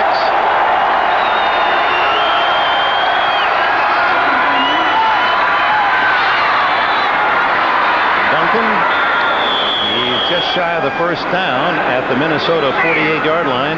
Jenkins, the tackle. Now this is a little more like the run and shoot. You spread the ball over the place. You run a draw to Lorenzo White. You throw it inside. You throw it outside. And when things work beautifully like that, It is a very difficult offense to stop. You can see that the two inside guys are the most active. That's where Warren Moon, I believe, has the most confidence in these receivers. And here is the little slant in by the outside guy. Easy completion, almost for a first down.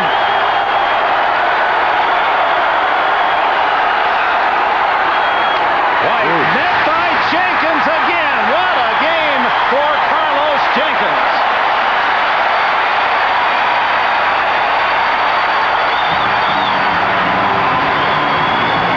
Boy, that is shoulder on shoulder, too. Nothing to that.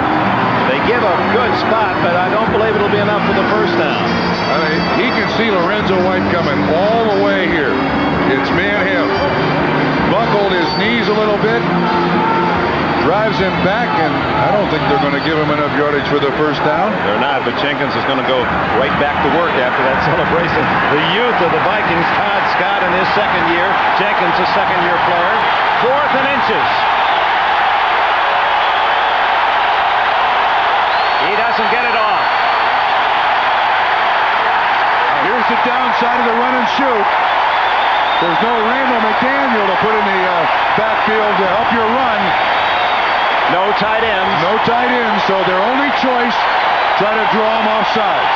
And the crowd celebrates, applauding itself. Their noise helped the Vikings.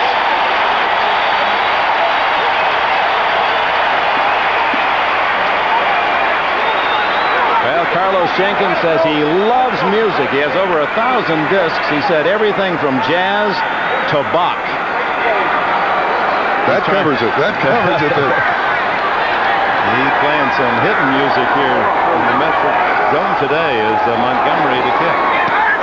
Aiming down the field. That's returnable. Anthony Parker to the 25-yard line. Tackled by Steve Jackson and Scott Kozak. Timeout. 8:55 to go. Carlos Jenkins and the Vikings by 3. The series in the fourth quarter, they're 25. The complication of the Washington-Minnesota system is reflected in the play calling, Bob Trumpy. Yeah. Lead us through, and what is Gannon seeing from the sideline? Brian Billick is the tight end coach. He's the one who signals in from, as the tall gentleman, he signals in from Jack Burns upstairs to play. We'll give you an example of what it might be after this one. Gannon looking for some yardage has had a cold passing day. Green. Well read by the Oilers, but Roger Craig spins out of there.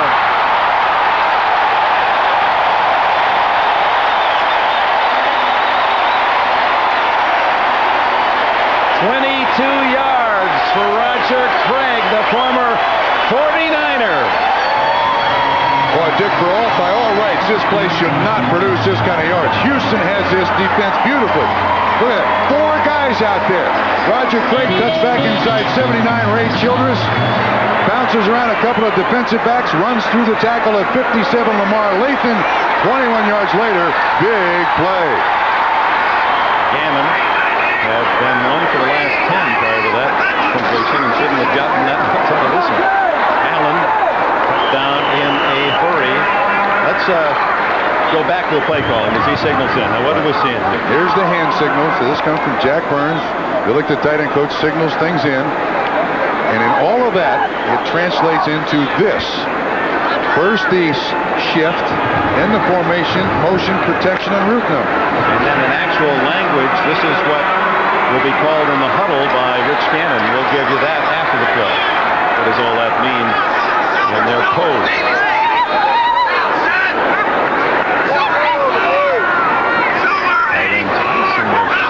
That's real Redskin stuff.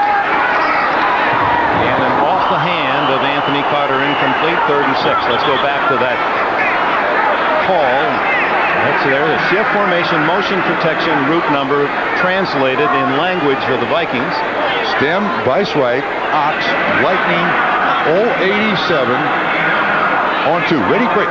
And then I heard it was Axe Rocket 35 Spear, Purple Pump 735. That's, and Chris Carter told us he'll be hearing that as he's going in motion, have to adjust his whole action on the run. Yep. May have to be part of the pass protection. That's how complicated this is.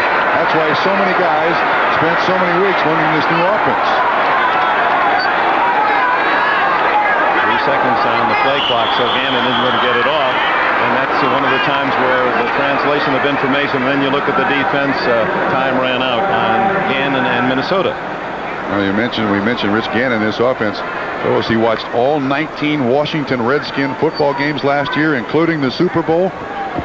Saw that 10 times, he said. I said, well, you were here in Minneapolis. Didn't you go to the Super Bowl? He said, yeah. He said, I was just, I don't want to use the exact language, but I was very upset, he said, at not being in it myself. I'd rather watch it at home, let someone else go, sold my tickets. There's Burns, the assistant. He watched with him. He was with Joe Gibbs for 3 years. Dennis Green, familiar with Joe Gibbs because Green recruited Joe's son, Foy, to Stanford. And, of course, got to meet Joe in that whole process as Gibbs becomes a Stanford fan. He is a fast-talking, energetic.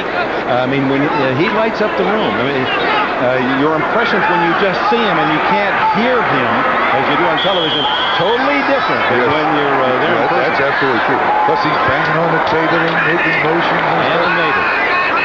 Okay, 3rd and 6 after the timeout. Childress putting on the pressure, and Gannon dumps it off. No flag. Ray Childress, who leads the Oilers with 8 sacks and 3 forced fumbles, spoiled Green's plan on that one.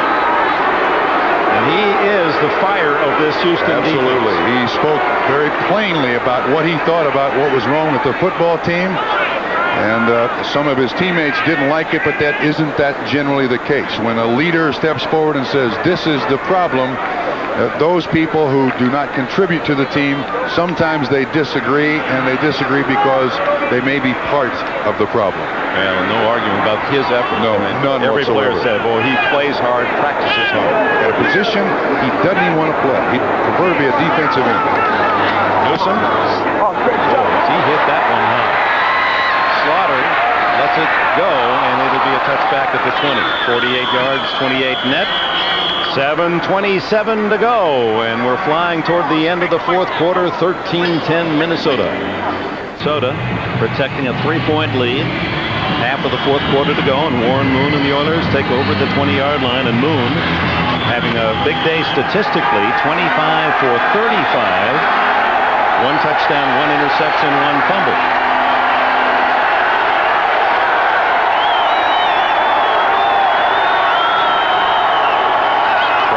Spirited as Moon throws to Jeffries. He got hit in that ball there just barely in time. Audrey McMillan with a tackle. Again, it's one of those things that just seems like it's in the air forever. You see the little dash to the left by Warren Moon. I've never seen a quarterback in my life throw more great-looking spirals than Warren Moon. It has to be in part all those years playing for the Washington Huskies in the bad weather in Seattle and playing for the Edmonton Eskimos in Canada. This guy just throws a beautiful football, a very catchable ball. 26 completions. He broke Dan Marino's record last year, NFL record, in attempts and completions. Threw the ball 655 times. And 2nd and short to the sidelines to Duncan. And he's bumped right at the 30. It'll be close to a 1st down. Duncan with over 50 catches and no touchdowns this year. Hasn't had a touchdown in 18 games. Once the quarterback gets out of the pocket, now receivers got to help him and help him big time. Duncan on the sideline, 1 step forward, and he makes the 1st down. That's all they need. They didn't get it. It'll be 3rd and a half yard. 4 catches for Duncan to give him 53 for the season. This looks like blitz here, Dick. Todd Scott right up in the line of scrimmage. And Moon twisting, turning, falling over the pile. And we'll see they mark it across the 30, 1st down. Now, Jack Pardee, a very quiet man, when you meet him, you wonder, now how does he give a pep talk? Well, Warren Moon said, you don't be fooled by him. When he gets us alone in the locker room, what was the word he used? Inflection. There's plenty of inflection flying. He likes to keep an even keel, though. I mean, he has seen so much in his life, inside of football and outside of football. It's hard to find a guy who's a head coach with more experience in the game of football than Jack Pardee. Took 1 year off in the 80s to be the vice president of a mud company. Mud? Buying or selling the mud? What are you talking about? Mud company? Down the middle. And well protected, the cradle catch by Ernest Gibbons, it appears. Yes, Gibbons at the 45-yard line, 15 yards in the play. Well, Dick, you see the difference now. He's in the slot, and when he catches this football, all he's trying to do is catch it, not make any more yards. Catch it, get on the ground, hang on to the football. That's how this run and shoot has changed over the last season or two. 8 catches today for Gibbons, but his first attempt early, he fumbled to stop a drive, as he fumbled last week that led to a Cleveland touchdown. And shaken on that tackle, so that gives us a chance. It's a doubleheader week on NBC next week, and here's our lineup. Houston, after this game, goes to Miami, the first of their 3-game road trip here, then Miami, and then we'll see them on Thanksgiving Day against the Lions, Cleveland against Minnesota. And everyone keeps saying, well, you talk to a lot of fans, even up there, they say, well, the Browns will go away. They're not going away. That's a defense. Bill Belichick's got them playing. And, of course, Denver versus the Raiders out there on the West Coast. I guess it will be Jay Schrader at quarterback again next week, figuring he's going to be playing this week for the Los Angeles Raiders. John Elway.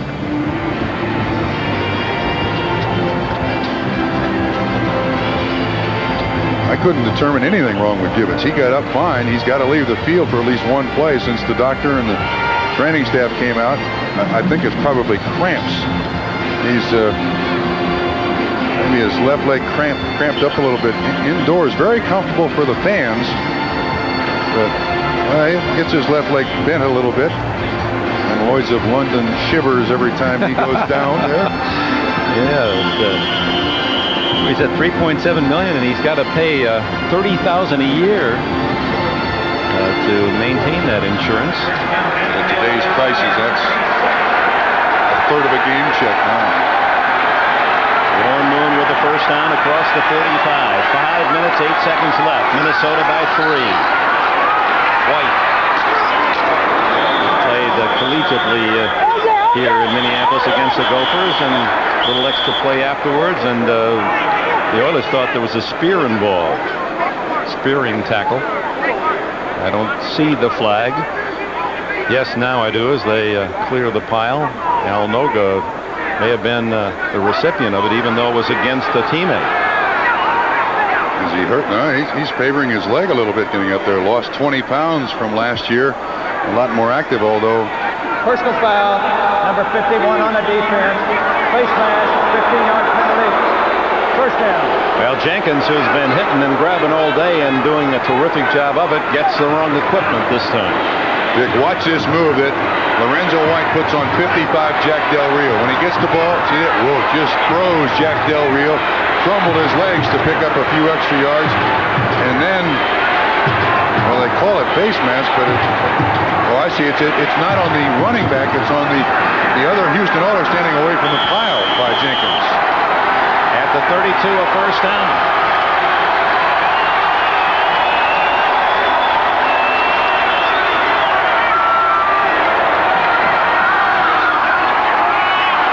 Similar call, and Lorenzo White close to 10 more yards to the 23-yard line as the Oilers drive now into field goal range, trailing by 3, 4:48 to go.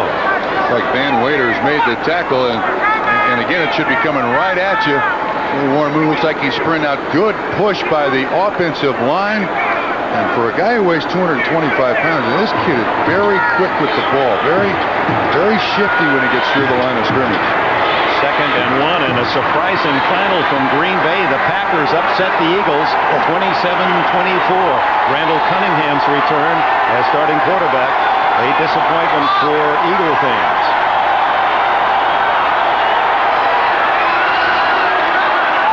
White caught from behind. A big tackle by John Henry Thomas. Thomas so quick at 285 inside, gets to the heels of the ball carrier.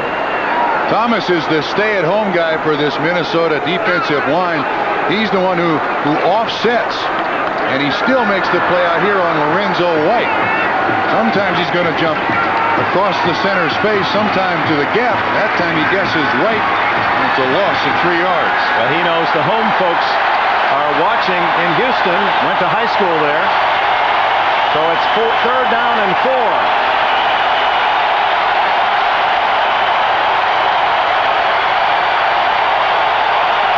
In a veritable den. Oh my, what an effort by Moon to the 21-yard line, and he is flattened.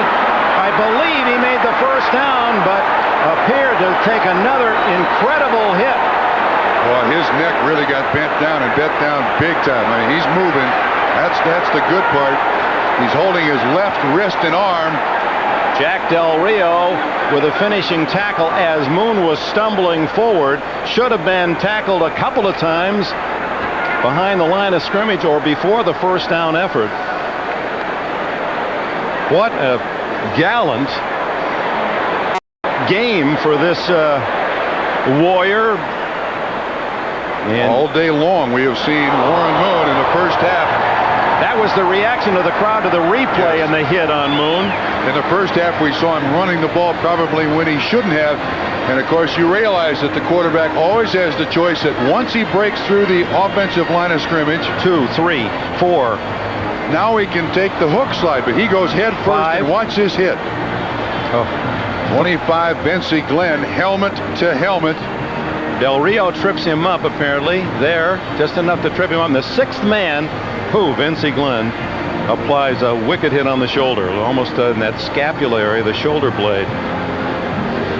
And while he's trying to make the big play, the hits he's taken today, you wonder if he isn't sacrificing a season. As you saw Cody Carlson, number 14, the backup from Baylor, tuning up on the sidelines. Well, Jenkins hit him in the chest, and he dropped the ball, and Minnesota runs it in for a touchdown, and now Vincey Glenn hits him in the back. I mean, those are spots where you can't put any protection, so for exposed parts of the quarterback. Indeed, much in part to the talent of Moon, the Oilers, down by 3, have driven themselves into position with a first down, well into field goal range, as we look at it again. You see Randall, 93, initially gets a shot at him. Dolman misses him. Randall comes back. We're going to see this hit all the way. Vincey Glenn going right down with him. Like 2 rams butting up there in the mountain, doesn't it? And it's not as if at this point that Glenn didn't know that Moon was going down. That's just the part of the game that those guys on defense are taught to tackle hard, and they almost a spear, but not. Yeah. I mean, if it had been a step later, it would have been called on a penalty. Moon able at least to walk off. Good fans here in Minneapolis. Give him a hand.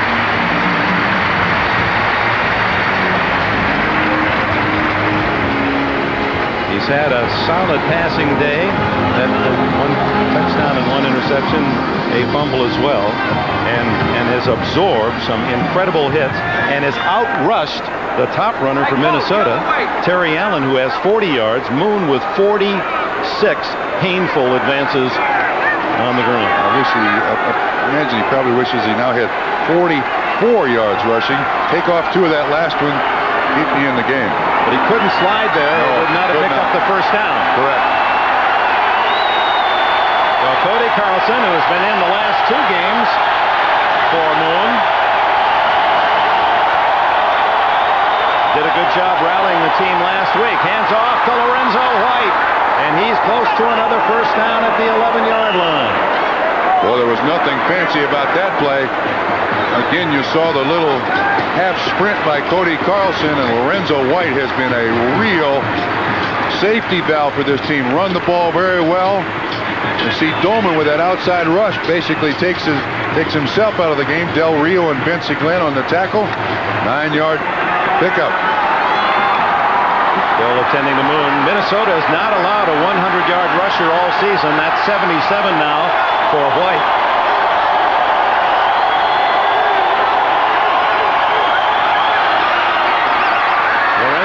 has the first down on 2nd and 1, but it'll be the full 10 yards for the touchdown. 1st and goal for the Oilers at the 2-minute timeout. Warren Moon has driven the Oilers with an injury in position to win the game. It's up to Cody Carlson to finish the job. In that lonely world of the kicker. They win them and they don't win them. Yeah, it was always the lonely world of the kicker back when I played. The only difference, they didn't speak English, so that's why they were by themselves. Now they're at least English-speaking kickers. One of the old-time lines, Alex Kara saying he worked 59.5 minutes, grinding, hitting, and then someone who comes in says, "I'll kick you a touchdown." Either wins it or loses it. 1st and goal, 2 minutes to go. 1 timeout left for Houston, 2 timeouts for Minnesota. Carlson gets 5 yards to Jeffries. 2nd and goal. We now get word from the Houston bench. Warren Moon sprained left shoulder. No ice on it, but he will not return. So it's up to Carlson, who's in his 6th year with the Oilers, the all-time passer in Baylor history when he left the campus in Waco. And this year is 27 for 41, 3 touchdowns, a couple intercepts. Big, tough kid. When in doubt down here, he can't run the ball. All the time remembering a field goal, which would seem automatic, would tie it. 2nd and goal. Whoa, touchdown, and what a throw to Haywood Jeffries, but a flag is down, and Jeffries might have been in motion. What a rope thrown by Carlson. But it isn't going to count.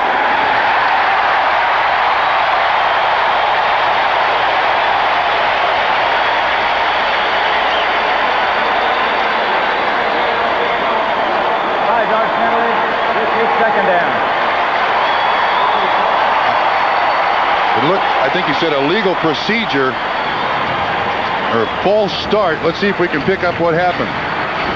Left tackle Don Maggs, little. Yeah, he moved. Just a little bit, so that should be no play then, right? Correct. No time off the clock, no play. It's 2nd and goal. And goal from the 9.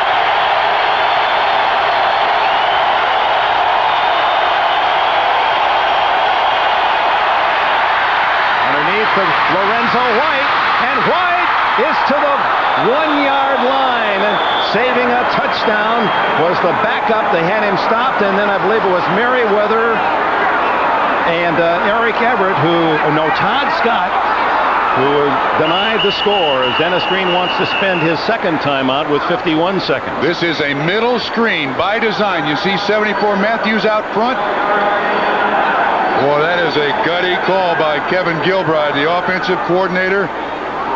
Warren Moon trying to yell Lorenzo White into the end zone. Comes up slightly short, inches short. That is a gutty call there. A middle screen, 2nd and goal.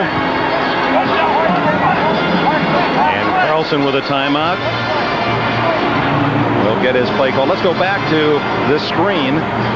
Here's the intended receiver. What they try to do is with all these guys clear everybody out, and then the offensive lineman release these guys outside, and Carlson gets the ball to Lorenzo White. Just a great tackle down at the line of scrimmage. Watch Matthews 74 block on Del Rio 55. Excellent job by the defense of Minnesota to stop Lorenzo White at 224 pounds right at the goal line. What a day for White. He's rushed for 80 yards, a career-high 9 catches for 58 more. And one would think that White's number will be called here, wouldn't it? I would certainly, yes. Dennis Green having to call time to preserve, regardless of what happens here, a chance for the Vikings to have the ball again. Each team with 1 timeout remaining. That's a check with me at the line of scrimmage. White, touchdown! Lorenzo White, what a day for him. His 4th touchdown rushing this year. And now the Vikings not only are behind, they will need if this extra point is good, a touchdown to take the lead and have only 48 seconds in which to do it. Dick, you saw at the line of scrimmage, Cody Carlson appear to call an audible. I doubt it. It's a check with me. You go to the line of scrimmage, look at the defense, run to its weakness. So you go up there with 2 plays in mind, either left or to the right. Carlson called it to the right side. Lorenzo White, the quiet riot. Now the important extra point for a 4-point lead. Del Greco delivers. 17-13 Oilers. This check with me run by Cody Carlson. You see 55, Jack Del Rio gets up in there. Ernest Gibbons, 81, with a nice block. Helps out, and it's just a sprint by Lorenzo White to the end zone. One of the key blocks right here on Jack Del Rio and 81. It's just a sprint there. And Carlson calls it beautifully, and nobody on the Minnesota defense can catch up to Lorenzo White. 6 points and the lead. And Warren Moon, normally very controlled, no emotion, is in this role out of the game with the injury, trying to spirit his team from the sidelines. Well, Dick, it's not been easy today for Houston. And that's a demonstration by Pardee. 6, 7, 8 claps. And Cody Carlson, the value of an experienced veteran quarterback, certainly displayed in that last sequence. And meanwhile, late goings elsewhere, the scores come flipping through. San Diego scores at Cleveland with 2 minutes to go. Humphreys to Anthony Miller, 45 yards to give the Chargers a 14-13 lead. Goodness. And good news for Oiler fans as they're trying to catch Pittsburgh. The Lions now lead at Pittsburgh 14-10 on a Barry Sanders run early in the 4th quarter. As you see that last drive, started by Moon and finished by Carlson with help from a friend, Lorenzo. The quiet riot. I think that would be a good nickname. Del Greco's kick to Darren Nelson, the veteran from Stanford. Trying to make something happen, but gets only to the 15-yard line. 43 seconds to go. And as things heat up here in the NFL, Houston trying to be 6-4 to go to Miami next Sunday. That'll be a big game, first half of our doubleheader. The Browns will be here in Minnesota, the Colts at Pittsburgh, the late game, Denver, and the Los Angeles Raiders. The Broncos trying to protect their position atop the West. Boy, it's been a struggle for Houston, and it's been an even bigger struggle offensively for the Minnesota Vikings today. Not established anything. Gannon, his numbers passing have been remarkably low. Does he get that one? Was he? Yes, it's ruled a catch to Chris Carter, who steps out of bounds in front of his coach just across the 30. Check that, Joe Johnson it was. Joe Johnson from Notre Dame. Picked up on a trade from the Redskins this year early. And with that catch, Gannon gets 15 more yards to give him 85 for the entire game. Thrown 8 for 23. 38 seconds, 1 timeout left for Minnesota. And Gannon going long. Good. Wow. Jerry Gray was running away from the ball. Carter was running inside. And that ball, a desperation throw, almost landed in the arms of the ever dangerous Anthony Carter. He takes his eyes off the football, which also means he takes his eyes off the receiver. And Carter was adjusting to the ball. Jerry Gray was not. The Houston Oilers now with 1, 2, 3, 6 defensive backs that I see. 1 linebacker and 4 guys up front. So this is kind of the 3/4 prevent here by the Houston Oilers.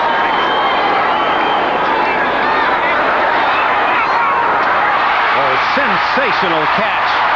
Chris Carter, and the Vikings spend their last time out. That is an athletic play. Good for 26 yards. Well, we've seen the ball in his hands in a lot easier catches today that he's not made. In latter stages of the game here, he's on the inside, runs the crossing pattern. Beautifully done, stretching out. If he'd have made a couple of those catches early, he wouldn't have had to make a catch like this late. Biggest passing play of the entire game for the Vikings, 26.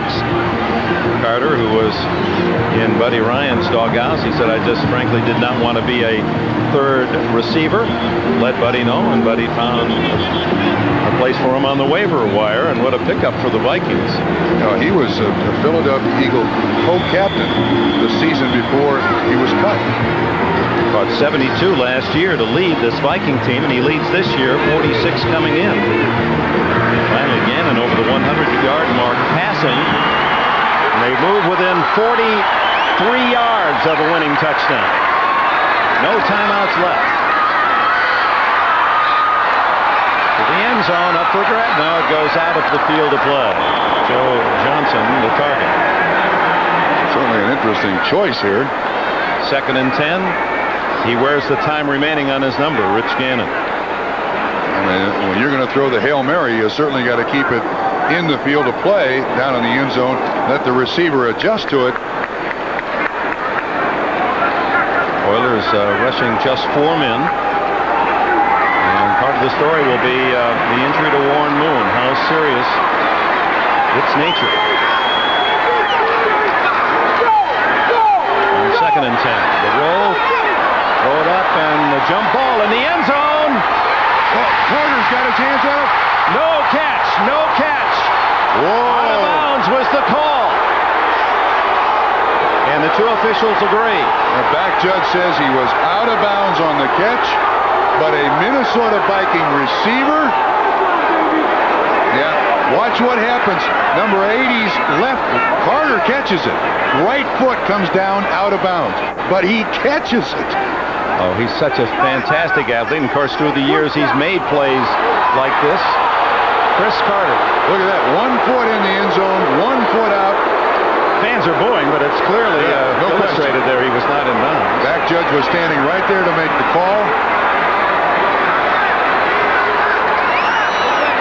Yeah, but he called it a jump ball throw in the basketball training. 5 seconds to go. This is probably it.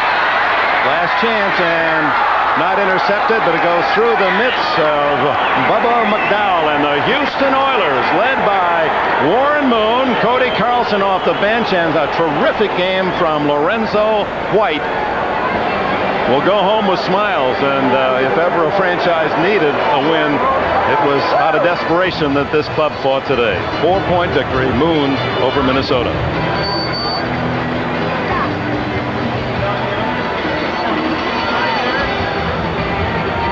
In the first half to get a touchdown to tie at 10 and rally late, and this the Hager Cotton super play of the game as Lorenzo White will be regarded as super for his effort today. The winning touchdown for the Houston Oilers as they defeat favored Minnesota 17-13. Warren Moon injured, didn't finish. Cody Carlson did the job.